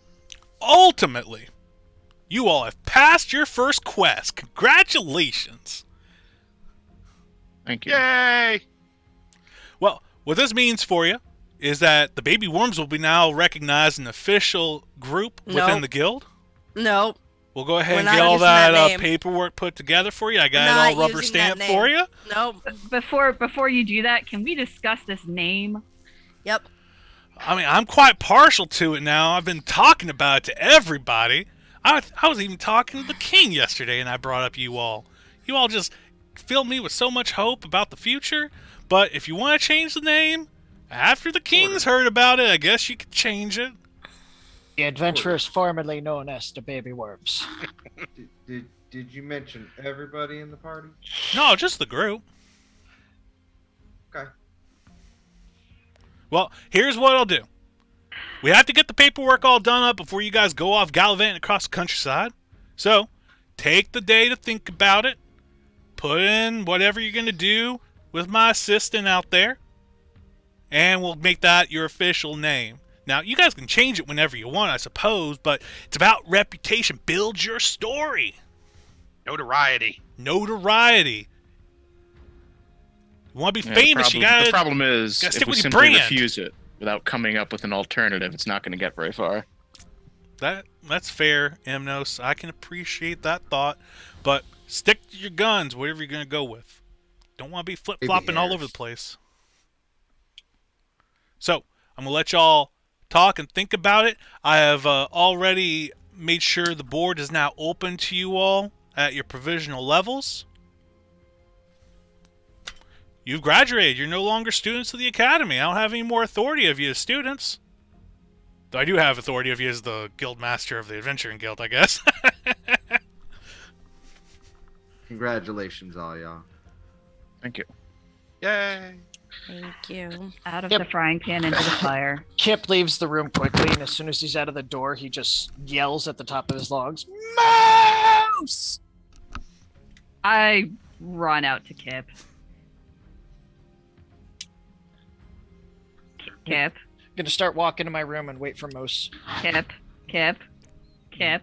I've Moose got a pack. is there with Fee. Moose! What are you packing for? To get the fuck out of this kingdom. Where are you going? To anywhere? Just can't be the Imperium. Direction doesn't matter as long as I leave the borders. Let me go talk to someone. Go celebrate. It'll no. take me a bit to pack. Hey Wade, is there like a a professor for like diplomatics? Professor Rutabaga actually probably be the closest. Again, he teaches all the social classes. All right, I'm gonna go look for him. Okay. Last you saw him, it was in the headmaster's The office. headmaster's Yeah. office. So you He's a had good dog. you take off. After you leave, Kip, there's a knock on your door. It's open. Door opens up, and you watch as Professor Rutabaga walks in. What you doing? Packing. Where you going? You all haven't picked your name and grabbed your next contract yet, have you already? Which way is the closest border to the Imperium? From here, technically Kali, I think. My geography's not really good, so don't hold me to that one. Let's choose a different direction. I think I may have burned some bridges in Kali quite recently. Well, you're not going to get into the Undermountain. Hey, maybe the Accords. Why? Because I graduated. They'll kick you out of the country for graduating. No, but they kick you out of the country if you don't swear to the hold. Oh, yeah, yeah. No, that's not the best position to be in. He walks over and sits down on your bed. I remember like it was yesterday when I had to join the hold. Yeah, it's not an easy decision to make, Kip, and they don't really give you many outs. No. Sometimes you gotta create your own outs, though, if you're clever enough. Well, can't say I haven't thought about some choices that might give me a bit more leeway if I were to join. But it would take some convincing. What do you need to know to convince you? Well, I think if I were to become a warden, I might have a bit more freedom of Well, choice. you don't just start off as a warden, right? Like, Oh, there's, I like, a whole absolutely thing. know. There's a path to follow. So, if you got on a career track to be a warden, you wouldn't have a problem signing up. I think I would have more choice and power to effect change with that position of authority than I could otherwise. It could be years before you have enough power and knowledge to become a warden, right? Aye. All right. He stands up. Don't pack your bag. Let me see what I can do. And he walks out. All right. Moose, say goodbye to Professor Rutabaga. Bork, bork, bork. What's everyone else up to? I don't know how to pack anyway. Akko goes to the cafeteria. He's hungry. There's Also gonna go to the cafeteria. plenty of food for you all to nosh on. Trail rations just don't cut it. Need a hot meal. I'm gonna go bug Kip. Okay? I You- can actually make my way to the cafeteria so we can all melt That's even together. better. If that's okay with will- Wade. Sorry, Jules. Jules will hang out with his old friend and see if there's any work that he needs done. Oh, well, Jules, I think it's best you just keep doing what you're doing. The baby worms, you're one of them now. You're you're not just an honorary baby worm in my mind. You are a baby worm. All right? Well, I'm happy to run with these folks, and they seem good people, but I just keep it low on the paperwork. Well, You know what I mean? paperwork's paperwork in the Imperium, especially in the guild, but all the things are filled out just the right way. All right, I'm gonna go follow them, get some food. Absolutely, you bond with your new compatriots. I'll try to help them think of a better name. I like the baby worms. And you all meet up in the cafeteria. Fee, you are heading back towards the headmaster's office, and you get there, and this is about when Jules is leaving, and Rutabaga isn't anywhere in sight.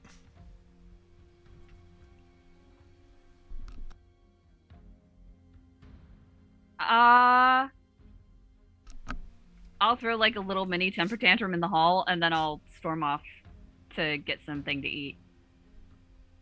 All right. You all reconvene in the cafeteria. It's loud, I think bustling. rule number 1 about our new name is it can't have the word baby in it. I have a suggestion. Mm-hmm. What if we just become Luna's pack?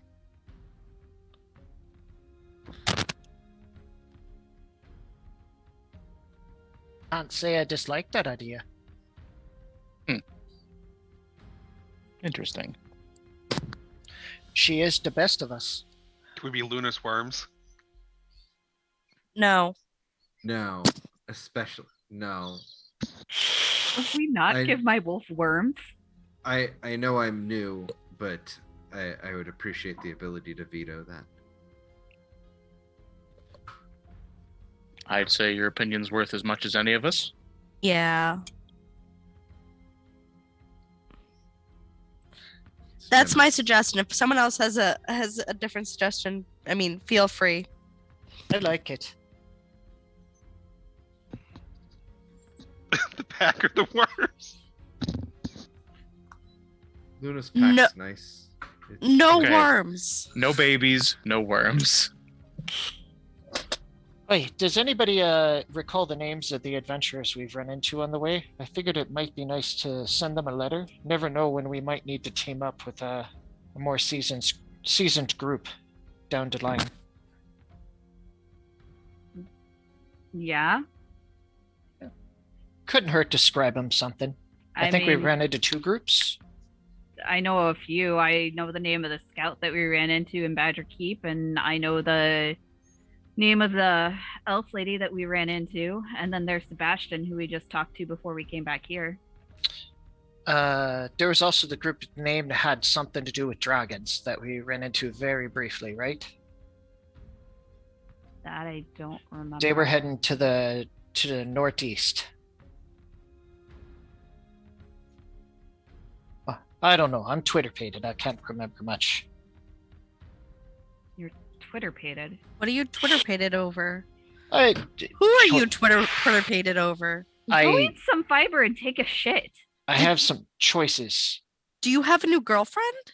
No. Wait, what? Who is she? No. You pretty? Poor choice of words. I have a lot bumbling around in my head right now. You want to talk about it? I have to decide whether or not I'm joining the Hold. If I choose not to, I'm banished from the Imperium for life. Okay. But that's only if you're a citizen of the Imperium. I was born in the Imperium. Unfortunately, birth not current. I can't be an Imperium expatriate and still wander in its borders as an arcane magician and not affiliated with the Hold. It doesn't work like that. If I'd been born outside the Imperium, then yes. However, I may have found a solution.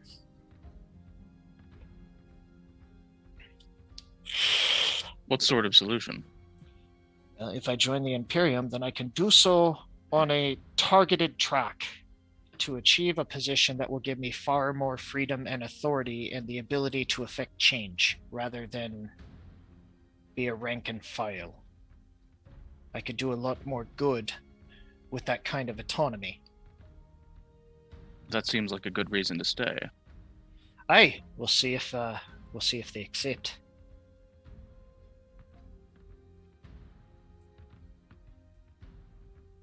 Did we get paid? Nope. That son of a bitch. Akko, where the fuck were you? I don't recall us ever being told we were going to get paid for that job. That was our final exam. It's a contract. We get paid. They were No, paid. The It's not guild an- gets paid. Yeah, No. it's not an official contract We get because paid it with wasn't on the graduation. board. Yeah. I'm pretty sure Rutabaga collected our pay. Oh, we were fucking robbed. Yeah, I think we unfortunately got stuck doing that one pro bono.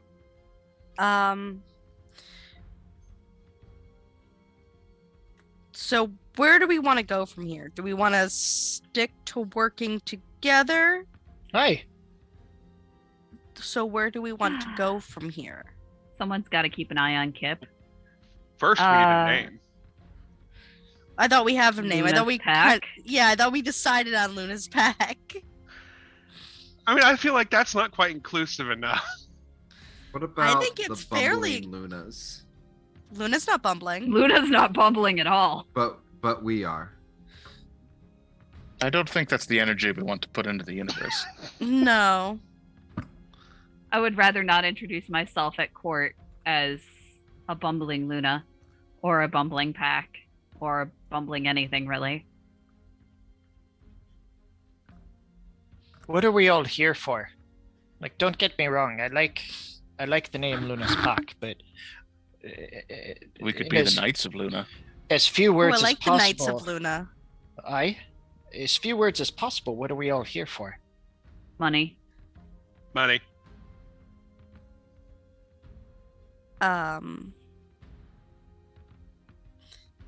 That's a complicated question.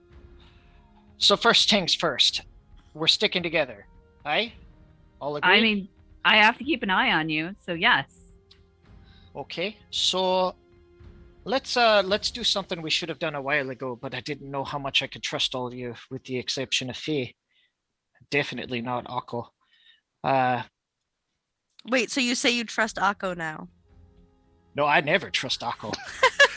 Good decision. I just know him better than anybody but Fee. You can Let's trust me hear with what the he coin, has but to nothing say else. regardless. Through necessity, not choice.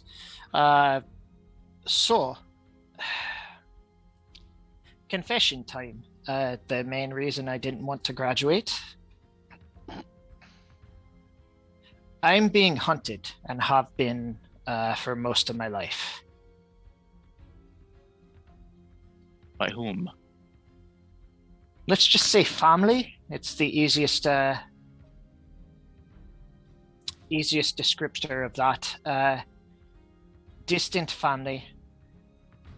They couldn't touch. Why? They couldn't touch me here because I denied my birthright. Which is I'm not strictly human, so to say. Well, you're not one of me.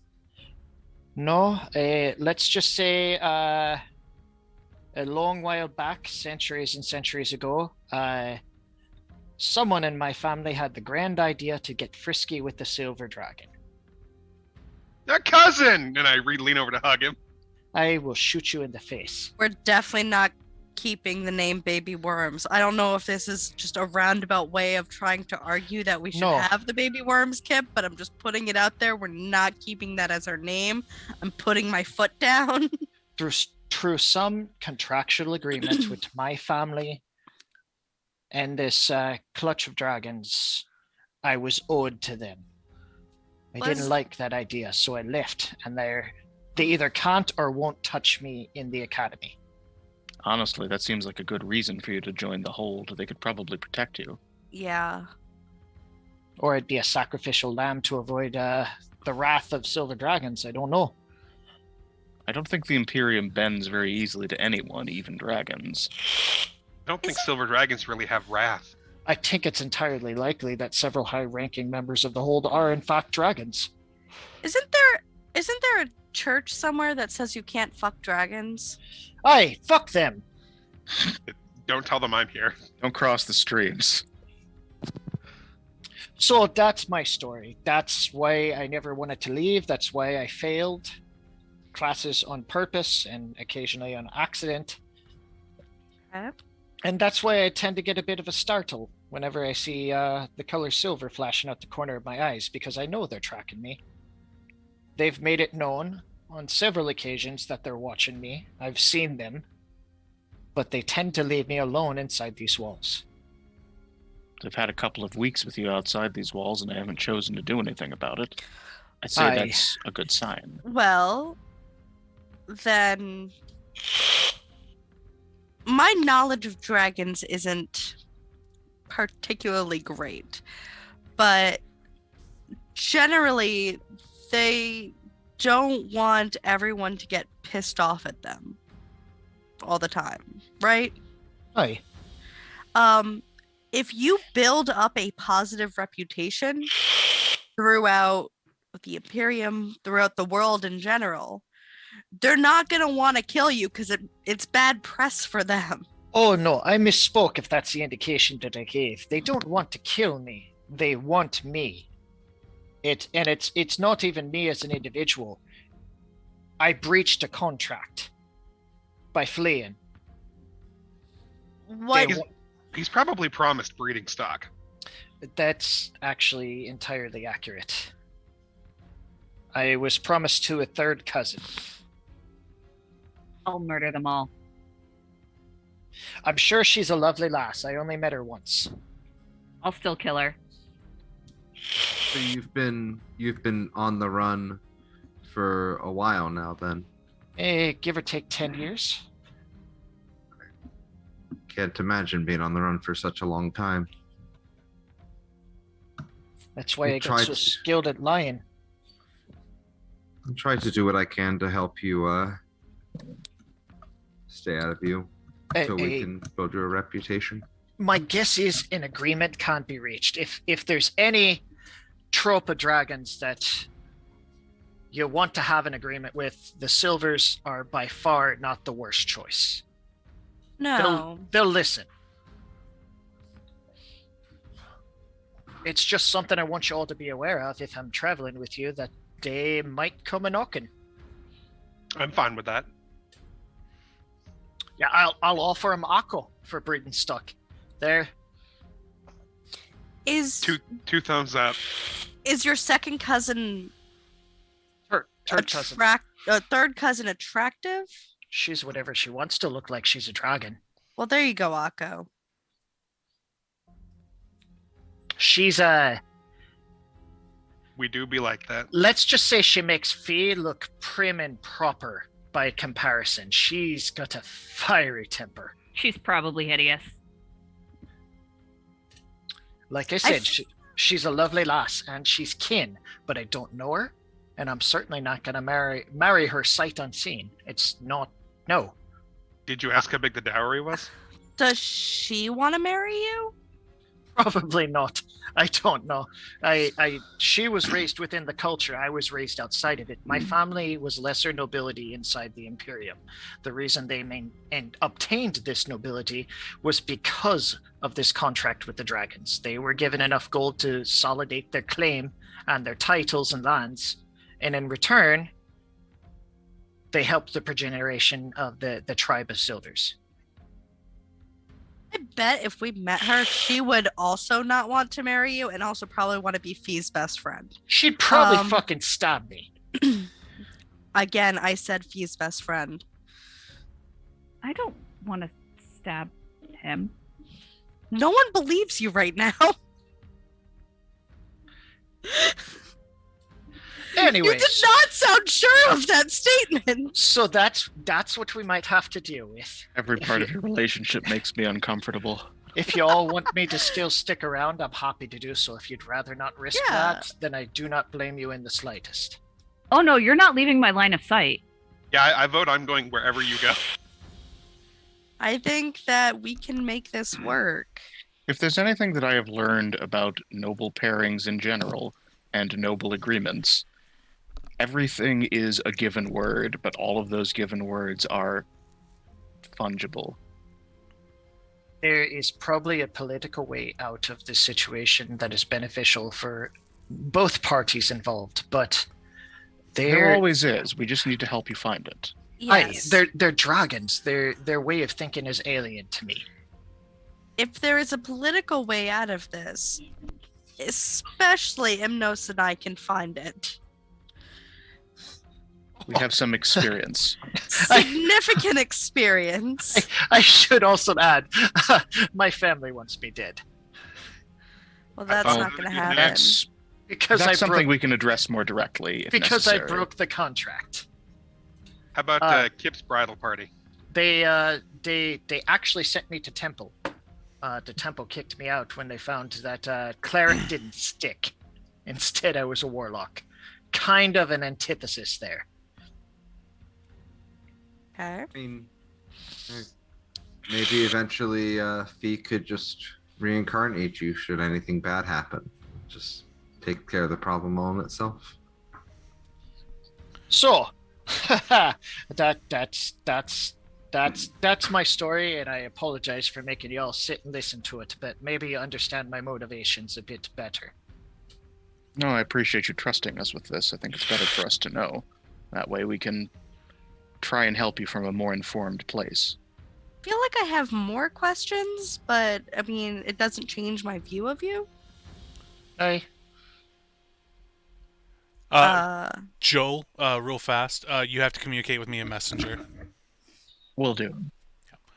Also, a hand comes down on Kip's shoulder. You see Professor Rutabaga. wear a fucking bell! Yeah, not when it gets that reaction. I'm never gonna wear a bell. But anyways, I gotta go. I got things to do, people to teach. You know, So ladies how to much make money swoon. did our quest bring you? Oh yeah, you all do need to get paid, don't you? Yep. He reaches behind him and pulls out a small sack and plops it on the table in between you all. 250 Snatch it. gold pieces. Damn. Thank you. Good work. Asking me. Sense motive. Is that all we were actually due? Roll it. Perfect. Given my background and experience, I would also like to do a sense motive here. Of course. Oh, I- Akko. I really want to bluff him, but he's gonna hurt me. So Akko, he's calm, he's casual. He gave up the grift, as it were, and gave you the money. He's probably on the up and up.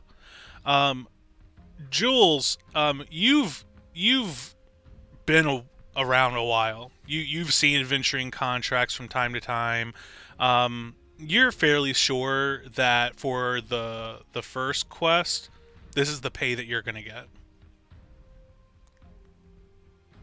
Anyways, I got stuff to do. Kip, say yes. Wade with my 25. You believe the same thing, Alara. Okay. And then Very he good. turns and starts walking off. Imno, same thing. So Yeah. tempted. So tempted. Tell me I can do it. Tell me I can do it before he leaves the room. Tell me I can do it. Do what? Get us more money. Tell me I can do it. Tell me I can do it. No. Tell me. I don't think you'll convince him. No, he seemed pretty on the level, and he gave us everything that we were owed. Aye, but then I lie. And he walks to the door and you lose sight of him. I know you can hear me, you fucking bastard. You know, Kip, there's a problem with having a reputation for being a liar. Eventually, people won't believe you even when you're telling the truth. I'm already there. You're acting like a dragon. I Ooh, turn was and a dragon? I turn and Was I it a offer dragon Akko a high or five. a devil? One high Dragon. five. One of us. Oh yeah. So, in case it ever comes up, that's a wee thing of my bloodline. I can fall very far, very far. So if that ever comes up, if there's a long, deep hole or something like that, I can We get to throw it. you in it? Yeah. Or I can fall very far, are very you very as here far. to light as a push. feather? Aye.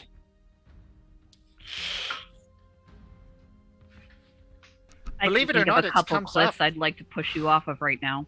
Believe it or And not, you it don't comes want to up. stab him. I don't. Imno, There sure, was- She'll let you're gravity leaving. do the work. I'll catch up with you all in a bit. I just have a couple of things I want to wrap up. You gonna be stretching your legs? Not far, but yes. Can you take Moose with you? She's been pent up all day. Moose, come along. Go with Moose. Moose will look towards Fee. Muskawakis. She jumps up and trails after Imnos. Oh, she's wearing a wee little scarf. Oh, that's a good touch. So Imnos, you're walking out of the cafeteria, moving through the halls. You know that there is a ravenry here at the location for people who like to send Perfect. traveled messages to like established places and then have runners run it from there. So if you want to send a missive, you know that's a pretty good place to start at. That is, I think, what I will do. Okay. As you're walking through the hallways, heading for the Ravenry, you turn a corner at the same time as someone else, and you all collide with each other, falling back on your respective heels. It's a younger woman, red hair tied back in a braid. As she looks up at you, slightly startled, like, "Oh, I'm so sorry."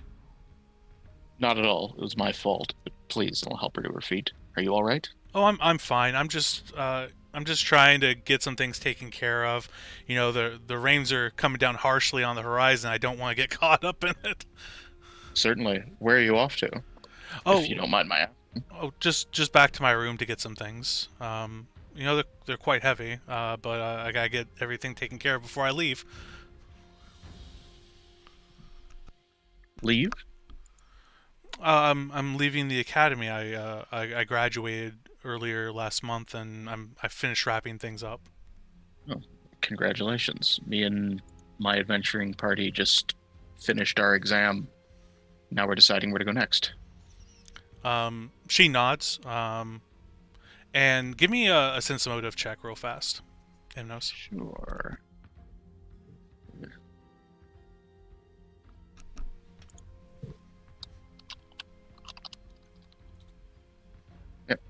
11. Is that right? That is correct. Okay. She's lingering a little bit longer than someone who is in a hurry. And you almost get the sense that she has an expectation right now. Is there something I can help you with? Oh, no, I should get going. Thank you very much. And she starts to walk around you. Well, all right. Well, clearly I'm not picking up whatever she's putting down. Okay, you continue on to the Ravenry, I assume? Mm-hmm. Okay, you are easily able to get your missive off, and you know, then return back to the cafeteria if that's where you want to head to. Yeah. Everybody else, you're still good to do what you're doing. I have a quick accounting question for everybody. Hey.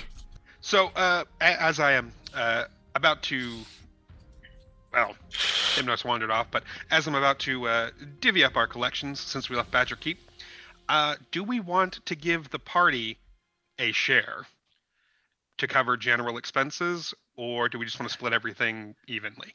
That's what I was going to suggest, actually. I see two options. The party gets a split, or any uneven remainder goes into a party fund.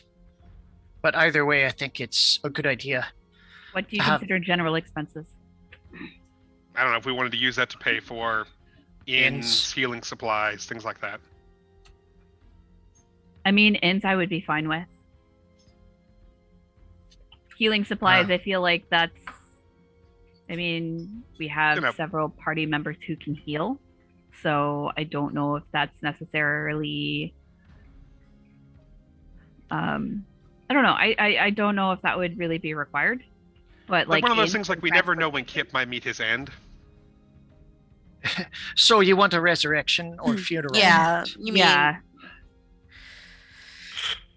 I think it's a good idea to have a remainder set aside. I think that's smart. I think that is a good idea. I have a suggestion for the first thing most of us should get. In every story I've read, it's the most powerful tool in a starting adventurer's belt, so to speak. A healing belt? Yeah, a belt of healing. Oh, I thought you were going to say you wanted one of those magnifying glasses again. No. Well, yes, but I think it's more important to live to the point where I can afford that. They're rather cheap, and if you should fall unconscious or something like that, it can trigger automatically and heal you, or you can heal with the touch. How cheap is rather cheap? I think it's about 750 gold each.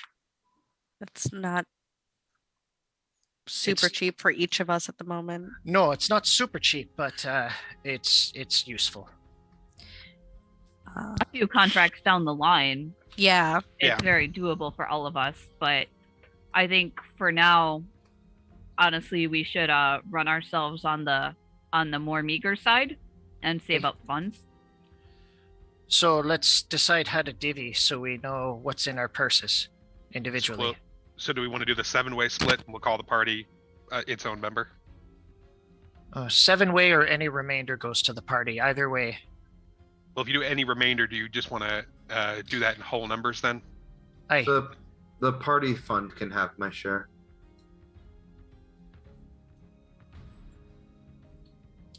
No, Jules. Jules jingles his coin purse. It's fine. The party fund can have my share. With time, you'll need more equipment, With time. and you'll time want he to can hold on to it. With Well- time, he can rescind putting his share into Yeah, his greed. let's fair. let's hold it in keeping for the time being then. So 2 shares to the party.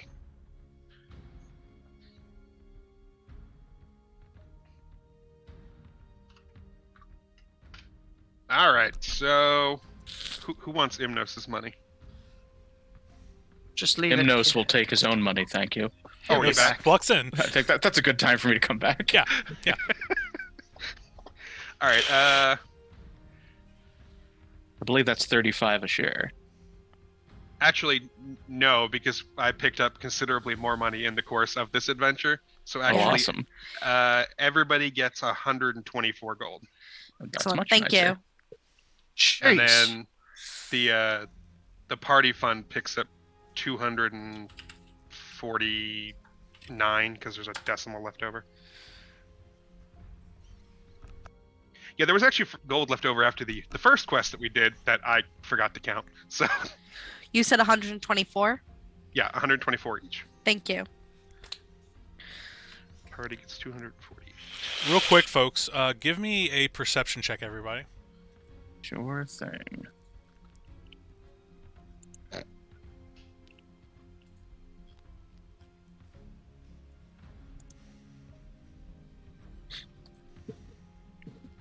D20's not treating me nicely today. Jules got his dad ears on.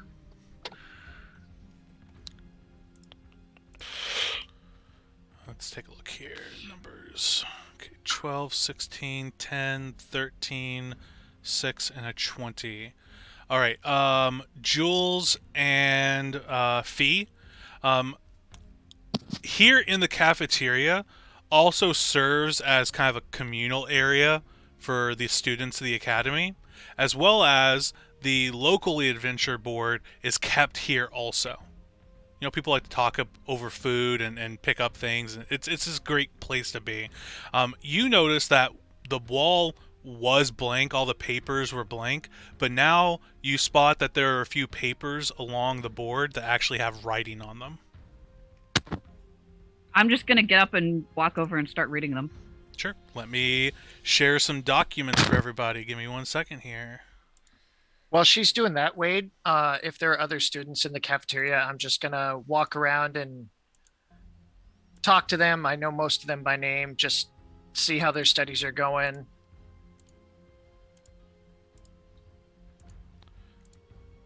And you all should have access to 6 different documents now that you see. You'll find them in the handout section on Roll20. Oh, that is neat. Mm-hmm. That is really neat. I found a little bit of time today in between meetings to draft these all up. Hell yeah. That's cool. It's really cool that they're available like that. That's way less to remember. Thank you. Yep. I thought that would be helpful rather than me just blurting out a bunch of shit and you all having to write it down in the moment and everything else.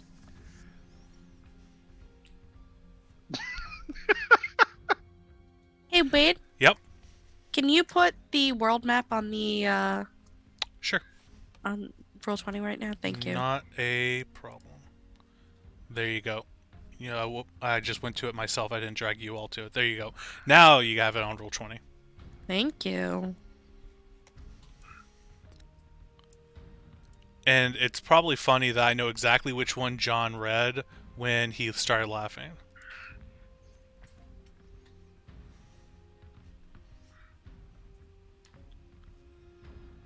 I can tell you which one of these I don't want to take. Is Well, it dude. is it Is it the the- rats? Is it the No. exotic animal transportation? No, but I'd rather not go to Kali.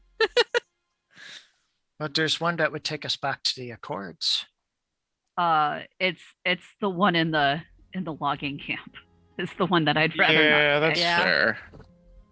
I was thinking the Solstice Gala might be good. I am up for the Solstice Gala. I'm up for helping the Scholar in the Sea of Tranquility. That one caught my eye. Yeah, Up both of for, those are good. What's the other one? That one caught my Actually, eye the- because it says it's at the House of Comfort, and that sounds like a brothel. The first.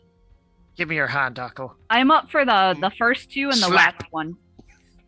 Ow. The Solstice Gala, the Expedition, and the Woodland Abominations. But I'm also partial because I wouldn't mind swinging through home. I think all three of those Okay. sound good to me. I agree.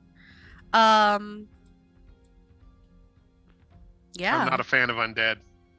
Not a fan. Although, just- if we want a more gentle start, we could probably go kill some rats. That's true. I, Give him a good whacking. We've I'm just- already fought rats and ratkin. How much worse can it be?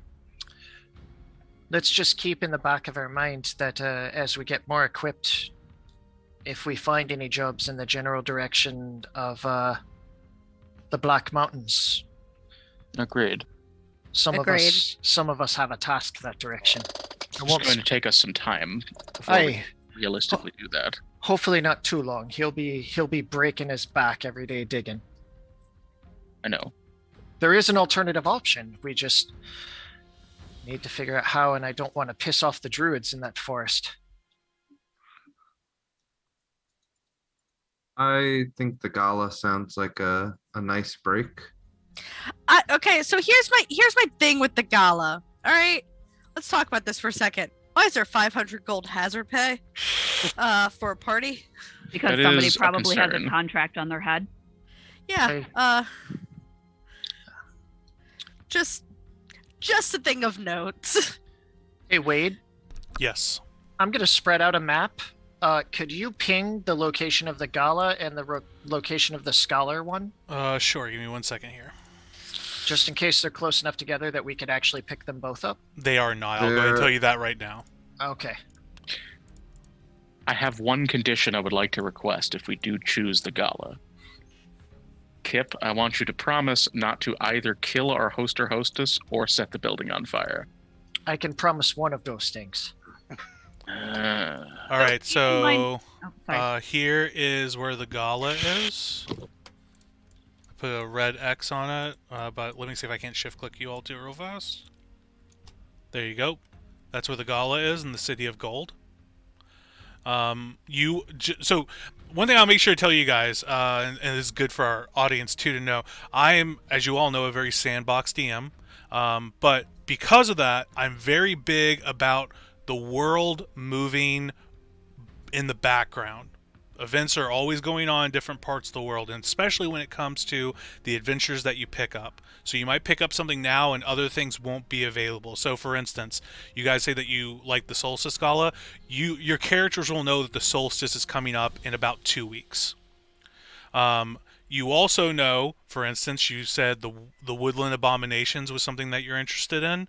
Well, while that doesn't seem to have a specific time date that it has to be done on, you have to think about how the world is moving, and if these people are being besieged by undead, like they're claiming, well, they may need help sooner rather than later.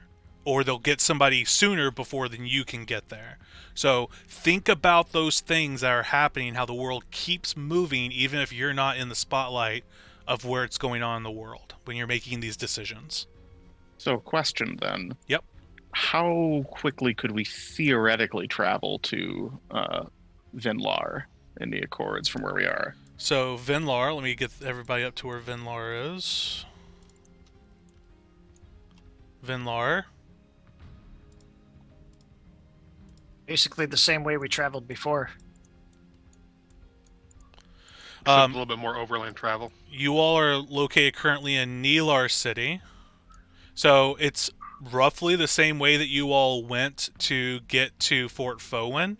If you wanted to stick to major transportation highways, right? You have the road that can get you from Sharma, which is adjacent to Fort Fowen, and that'll take you up to Vinlar. If you wanted to go that route, sort of recreate the route that you took to get to Fort Fowen, you're looking at probably about 3 weeks of travel. About a week to get to Fort Fowen, and then probably a week or two on foot to get up to Vinlar. So unless we find a much faster method of travel, there's no way we could take that contract and be back to the Gala in time to do it. You all could bushwhack your way to Vinlar, and you think that you could probably get there in a week and a half, but getting from Vinlar to the City of Gold, unless you got teleportation, there's no way that you would make it. All right. Don't like that idea. So that's Vinlar, and then the last one was Tinvale for the Dirge. So Tinvale is actually located pretty close over here. Let's see it. Hold on a second. Oh, sorry, I got my paintbrush still out. There you go. Oh, okay. Yeah, Tinvale. I see it now. And then if you look across the Sea of Tranquility, that's where the Dirge ruins are, on the fingers. Okay.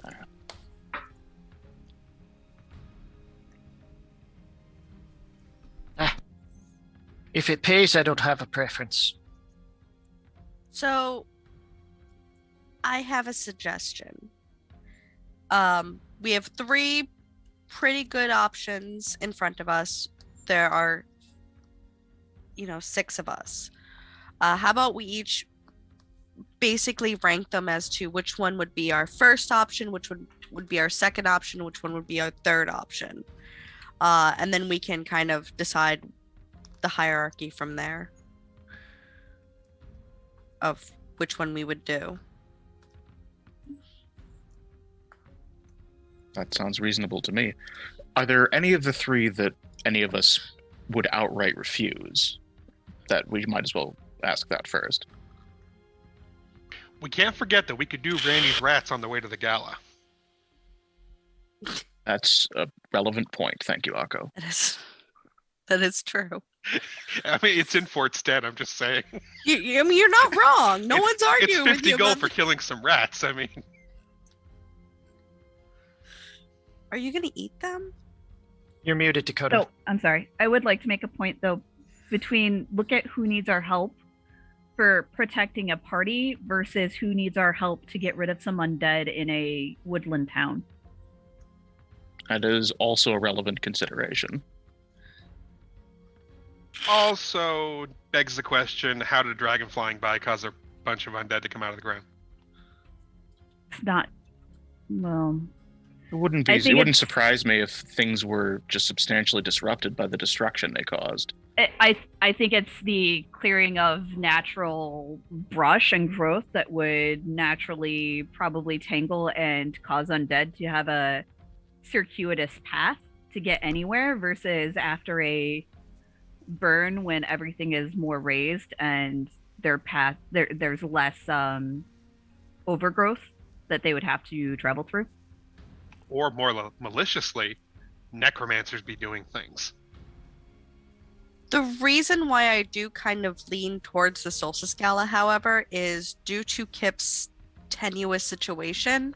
Having well-to-do allies gives him a sense of protection. And it gives us the ability to build our reputation further. Assuming we don't to do more good further on. That is true. Assuming we don't make more well-to-do enemies in the process. That is true, but considering the fact that in order to succeed at this, we would have to be making allies, not enemies. However, if we fail at the contract, we also potentially make enemies. I mean, if we fail at any contract, we potentially put ourselves in a bad situation. True. Well, I believe in Alara's idea of the ranked choice voting. That seems pretty straightforward to me. Uh-huh. I will say I do have some interest in the Gala, which I think is something that many of us have said that we are interested in. Hey, Wade, Yes. how long would it take us to? Never mind. We have to go through the swamp. There's probably no way. I was like, how long would it take to get to Talador and then to Lauren and then to the City of Gold? Too long. Too long? Okay, that's what I figured.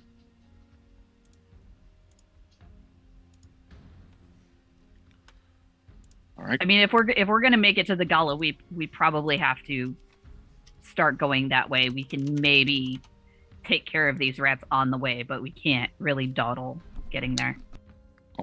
Pull out a scrap of parchment from my bag.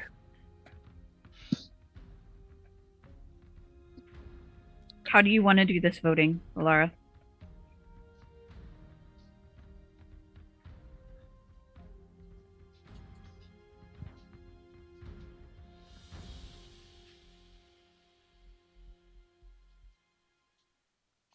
You may be muted.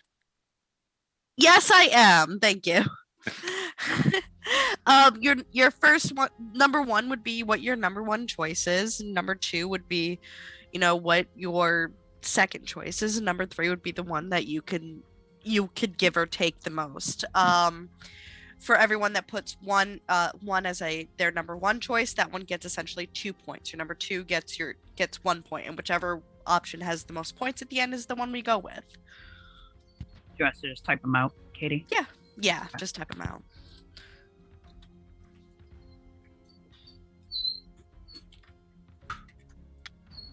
Where are we putting these? Roll 20, chat. Yep. Oh.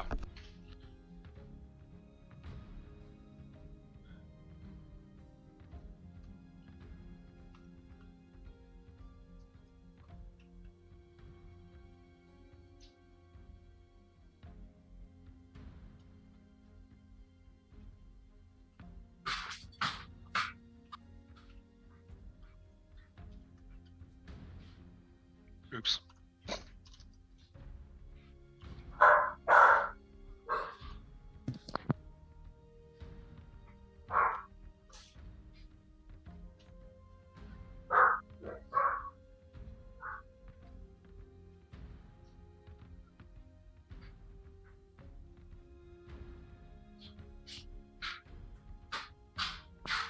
Out of curiosity, what is Talador?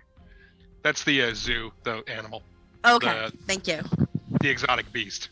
Oh, I thought we were just going off of the three that we have been talking about. Yeah, we were just going off of the three. Oh no, Akko is definitely writing down that one because Okay, it's the one he's the most interested in. That's fair. That's fair. You're allowed. The transporting of the exotic animal is not high on my list of things that I want to be associated with. I will not help you with that. Looks like we have almost, or looks like we do have everyone. That's 6. 1, 2, 3, 4, 5. Oh wait. Oh no, there's 6. Okay, so looking at this, the average looks like 3 out of 6 wanted to do the Gala first, and then 1, 2, 3. Actually, I think by the law of averages, the Woodland Abominations won out, even though it wasn't everyone's first choice. Works for me. I think if you all want to go further on that, feel free. Let me write this Hold down. on, I'm doing math. It looks like, I was gonna say, it looks like the Gala's at the top. Three people. Three have it. first places. Three Yeah. first places. One Two second second place. places. Oh, 2 second places, yeah. So that's 8 points.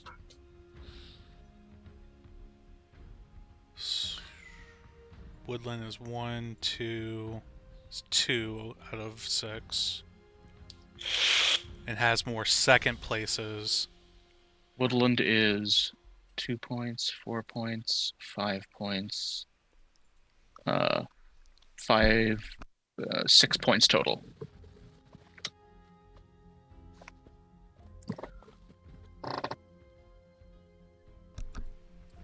Also, Randy's Rats automatically gets a vote for Gala. Or a vote for Gala is a vote for Randy's Rats. That's the tagline you need to send to the party. I'm sure they'll love that. There we go. That's a party name. Randy's Rat Slayers. Oh shit. That probably means I have to buy nice clothes. But it looks like Gala has 8. Woodland Abominations has 6. And the Exotic Animals has 2. And Dirge has 1? It can't Yeah. be right. 2. Dirge has 2. I'm again going to point out that if we go do the exotic animals, I will wait for you on the border of Kali. Yeah, it's not even really an option. It's not No, an it's not. option. I know, I'm just reiterating. Aggo just threw it out because he loves animals. Weird Dirge, animals. Dirge I has should a say. total of 2 points because it's 2 people second and no one's first. That pretty So- much settles it. It's Gala and Randy's Rats. That is the result.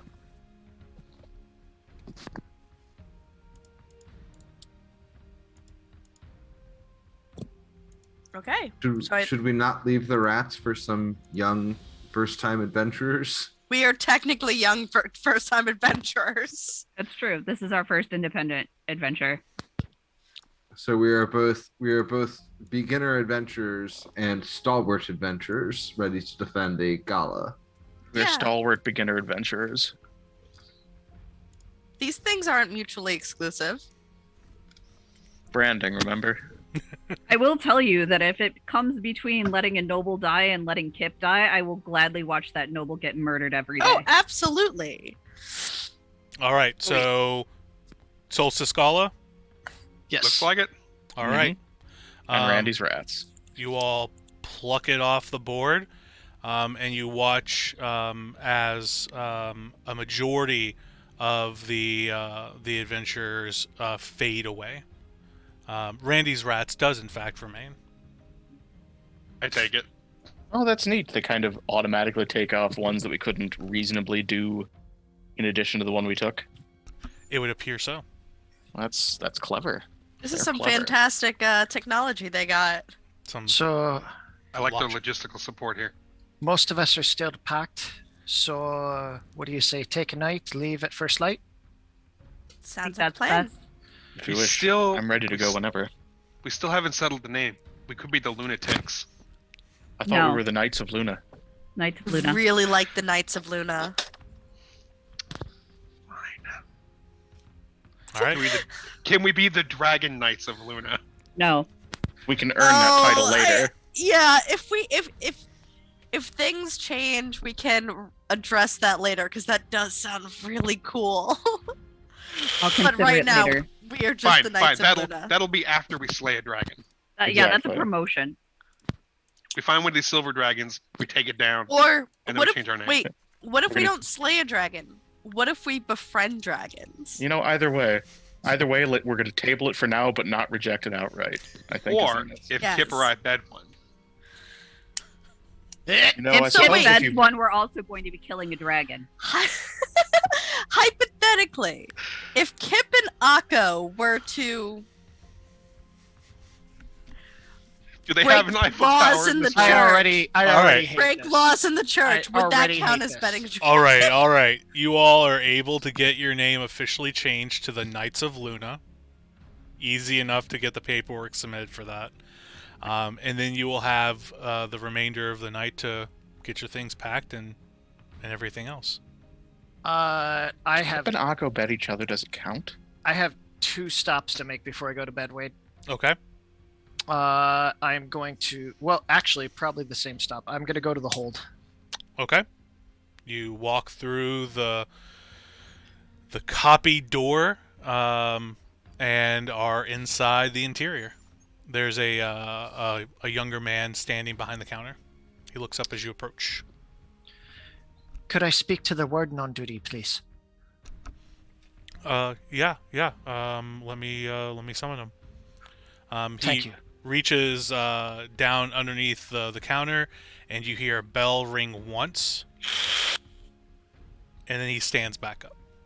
And then a few minutes later, the door behind him opens up, and a man walks out wearing the black robes of a warden. You see the hold sigil on his breast as he walks in. He's a fairly clean-cut man, dark complexion as he approaches over to the counter.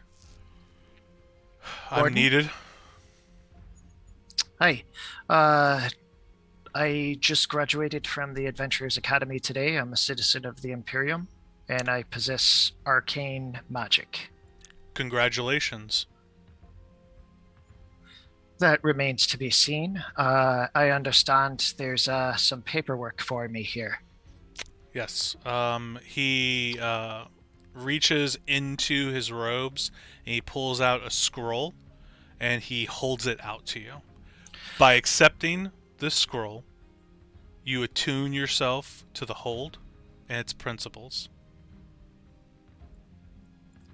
Understood. Not to belabor the point, but can you confirm that Professor Rutabaga came to speak to an individual such as yourself on my behalf before I accept that?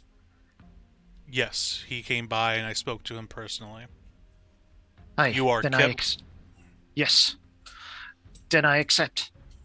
I'll reach out for the scroll. You reach out, your fingers wrap around it, and for the briefest moment, you watch as inside the scroll alights with a golden light, and then it fades away. And you take it out of his grasp. My name is Warden Dunkel. I will be your, call it supervisor, for the immediate future until you Hey. prove yourself to have what it takes to apprentice. For the time being, just represent the hold appropriately then? For new adventurers, you don't have a lot of expectations placed upon you. You're watched closely, your magic is monitored more closely to see your affinities, to get a better feel for the arcanum that you wield. And then we take that information and we use it to better build a plan for you throughout your future with the hold. By joining the hold, you do have access to many of the benefits. Are you familiar with them? Did he explain anything to you? Could you refresh my memory, please? Well, typically, we sell magical goods. There's always a back order, though, however, for many people. There's only so many enchanters to go around. But as a member of the hold, you are bumped ahead of the more common unaffiliated. For adventurers, they like this particular benefit more than any other benefit that comes with it. The type of magic do you wield? Do you study? Is it naturally born? Aye, akin to sorcery, I suppose. Very limited array, but duration is greatly enhanced. Well, the one of the other benefits won't benefit you at all then, which is spell sharing. But that won't come into your play at all. However, we can find tutors to help you in particularly difficult fields of magic that you're looking to master. Any specialty training we can help you master through the right channels. Aye. You know the principal rules, I assume? Aye. The most poignant one that springs to mind is absolutely no necromancy. Correct. If you're ever caught practicing necromancy, you're executed. Understood. There is a paradigm of my abilities that allows me to summon undead, but obviously that will never be a factor. Good. Make sure it doesn't. Aye. I would hate to have to end your journey so soon. I am more in the business of killing every undead I come across than summoning them myself. It won't be an issue. Even better.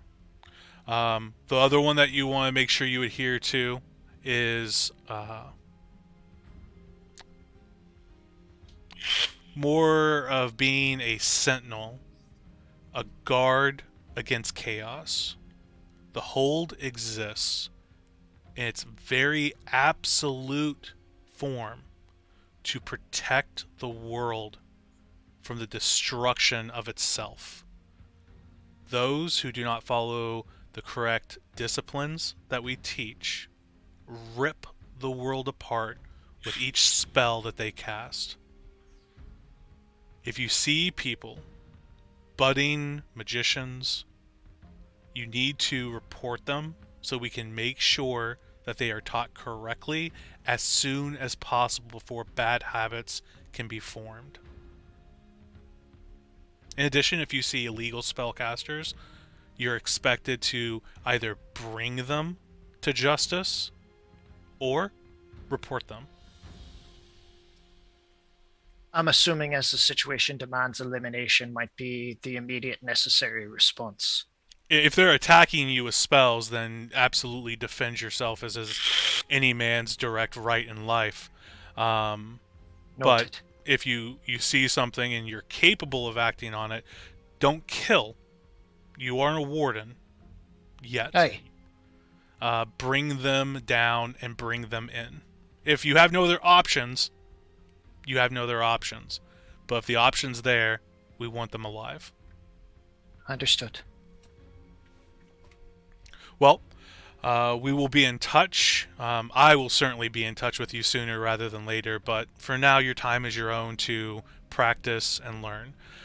Your scroll has various spell matrices and theories that you'll want to begin putting to mind now. Luckily, being trained by the Academy, you're already practiced in the holds modicums of Magic and Arcanum, so you don't have too much to pick up on. Hey. Any questions? Should I witness something that deserves the hold's attention, do I report to the nearest hold, or is there a more immediate way of contact? Are you capable of any higher arcanums for directing messages? Not at the moment. Eventually I will be able to take a slight jaunt through the shadows, as to speak, and travel quite rapidly, but that's a ways down the line. Well, then for now, the hold will be your primary reporting source. Understood. Let's find the local obelisk. Report. Understood. Excellent. Well, if that's all, I have business to attend. Aye, thank you, Warden. He turns and walks through the back door. Sir, and I'll direct it towards the guy at the counter. Oh, yeah. Would it be possible to have an item ready for me by tomorrow morning? Depends on the item. A belt of healing. We don't produce that. That would be something you'd have to pick up from one of the temples. That's not Arcane magic. That's divine. Understood. I'll check at the academy just to be safe. Good luck, and welcome to Thank the you. hold. Aye. Best decision I ever made. I hope it'll be the same for me. Oh, it will. Everyone comes in here with cold feet. They'll warm up. Aye.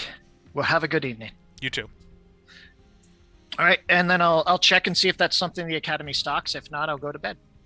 It would not be something the Academy stocks. They don't have a commissary to sell magical goods out of. You'd Gotcha. have to search Bedtime a it little. is. All right. Is anyone else doing anything for the evening? No. Nope, off to bed. Yep. I'm going to bug at Lara briefly. Yes. You ready for this? No. Well, I appreciate the honesty of your answer. You'll do fine. I'm certain of it. I'm sure. Do I feel ready? No. Well, am I going to do it anyways? Yes. That's precisely the spirit. We are, after all, graduated adventurers. You have, as you say, beaten the odds. No, Shown not the yet. haters. This is the first step. An important one, though. Because I guarantee you, I can walk down the hall to Professor Gunter's office and the haters will still be there. Regardless, take at least a bit of pride in your accomplishment. You've earned it. We all have. We'll see. We'll see where it goes. Once we're on our own, instead of being graded, and we're doing it for all our reasons, then I'll probably take more time to be proud of my accomplishments. At the moment, it's just graduation, head down, move forward. Everything from this point on, that's what's actually being graded. I think I understand. Sleep well. You too. All right. If there's no other business, then you all pack, take care of your final affairs for the academy, get some much needed rest. And that's where we're going to call it for the evening. Awesome. Congratulations for graduating from the academy. You all are now full-fledged adventurers, ready to get out there and just do some good for the world. So we level? You That do feels like a not milestone. Do we level. get a level? No, what? you What do you don't. mean? That's a We huge milestone. graduated. That's a huge milestone. The milestone was the completing the quest, which you got the level for already, technically. I mean, everything leading up to this point was a milestone. So, No, you like, get I a think hearty handshake and a $5 gift card to Dunkin' Donuts. This is what I Ooh, got. donuts. Then give me my Donuts. gift card. The It's in the Accord mail. runs on Duncan. I prefer Spunky Dunkers. Can All you right. please put that in writing? Well, folks who are watching, thank you for tuning in tonight. I appreciate everyone joining us on the adventure. Tune in next week for the next adventures of the Knights of Luna. And tune in on Tuesday next week to see how the climactic battle goes for the strange friends as they face down the white dragon at the end of the Horde of the Dragon Queen. I'm super stoked for this particular fight. But thank you all. Have a great night, and see you next time. Bye, Lorian.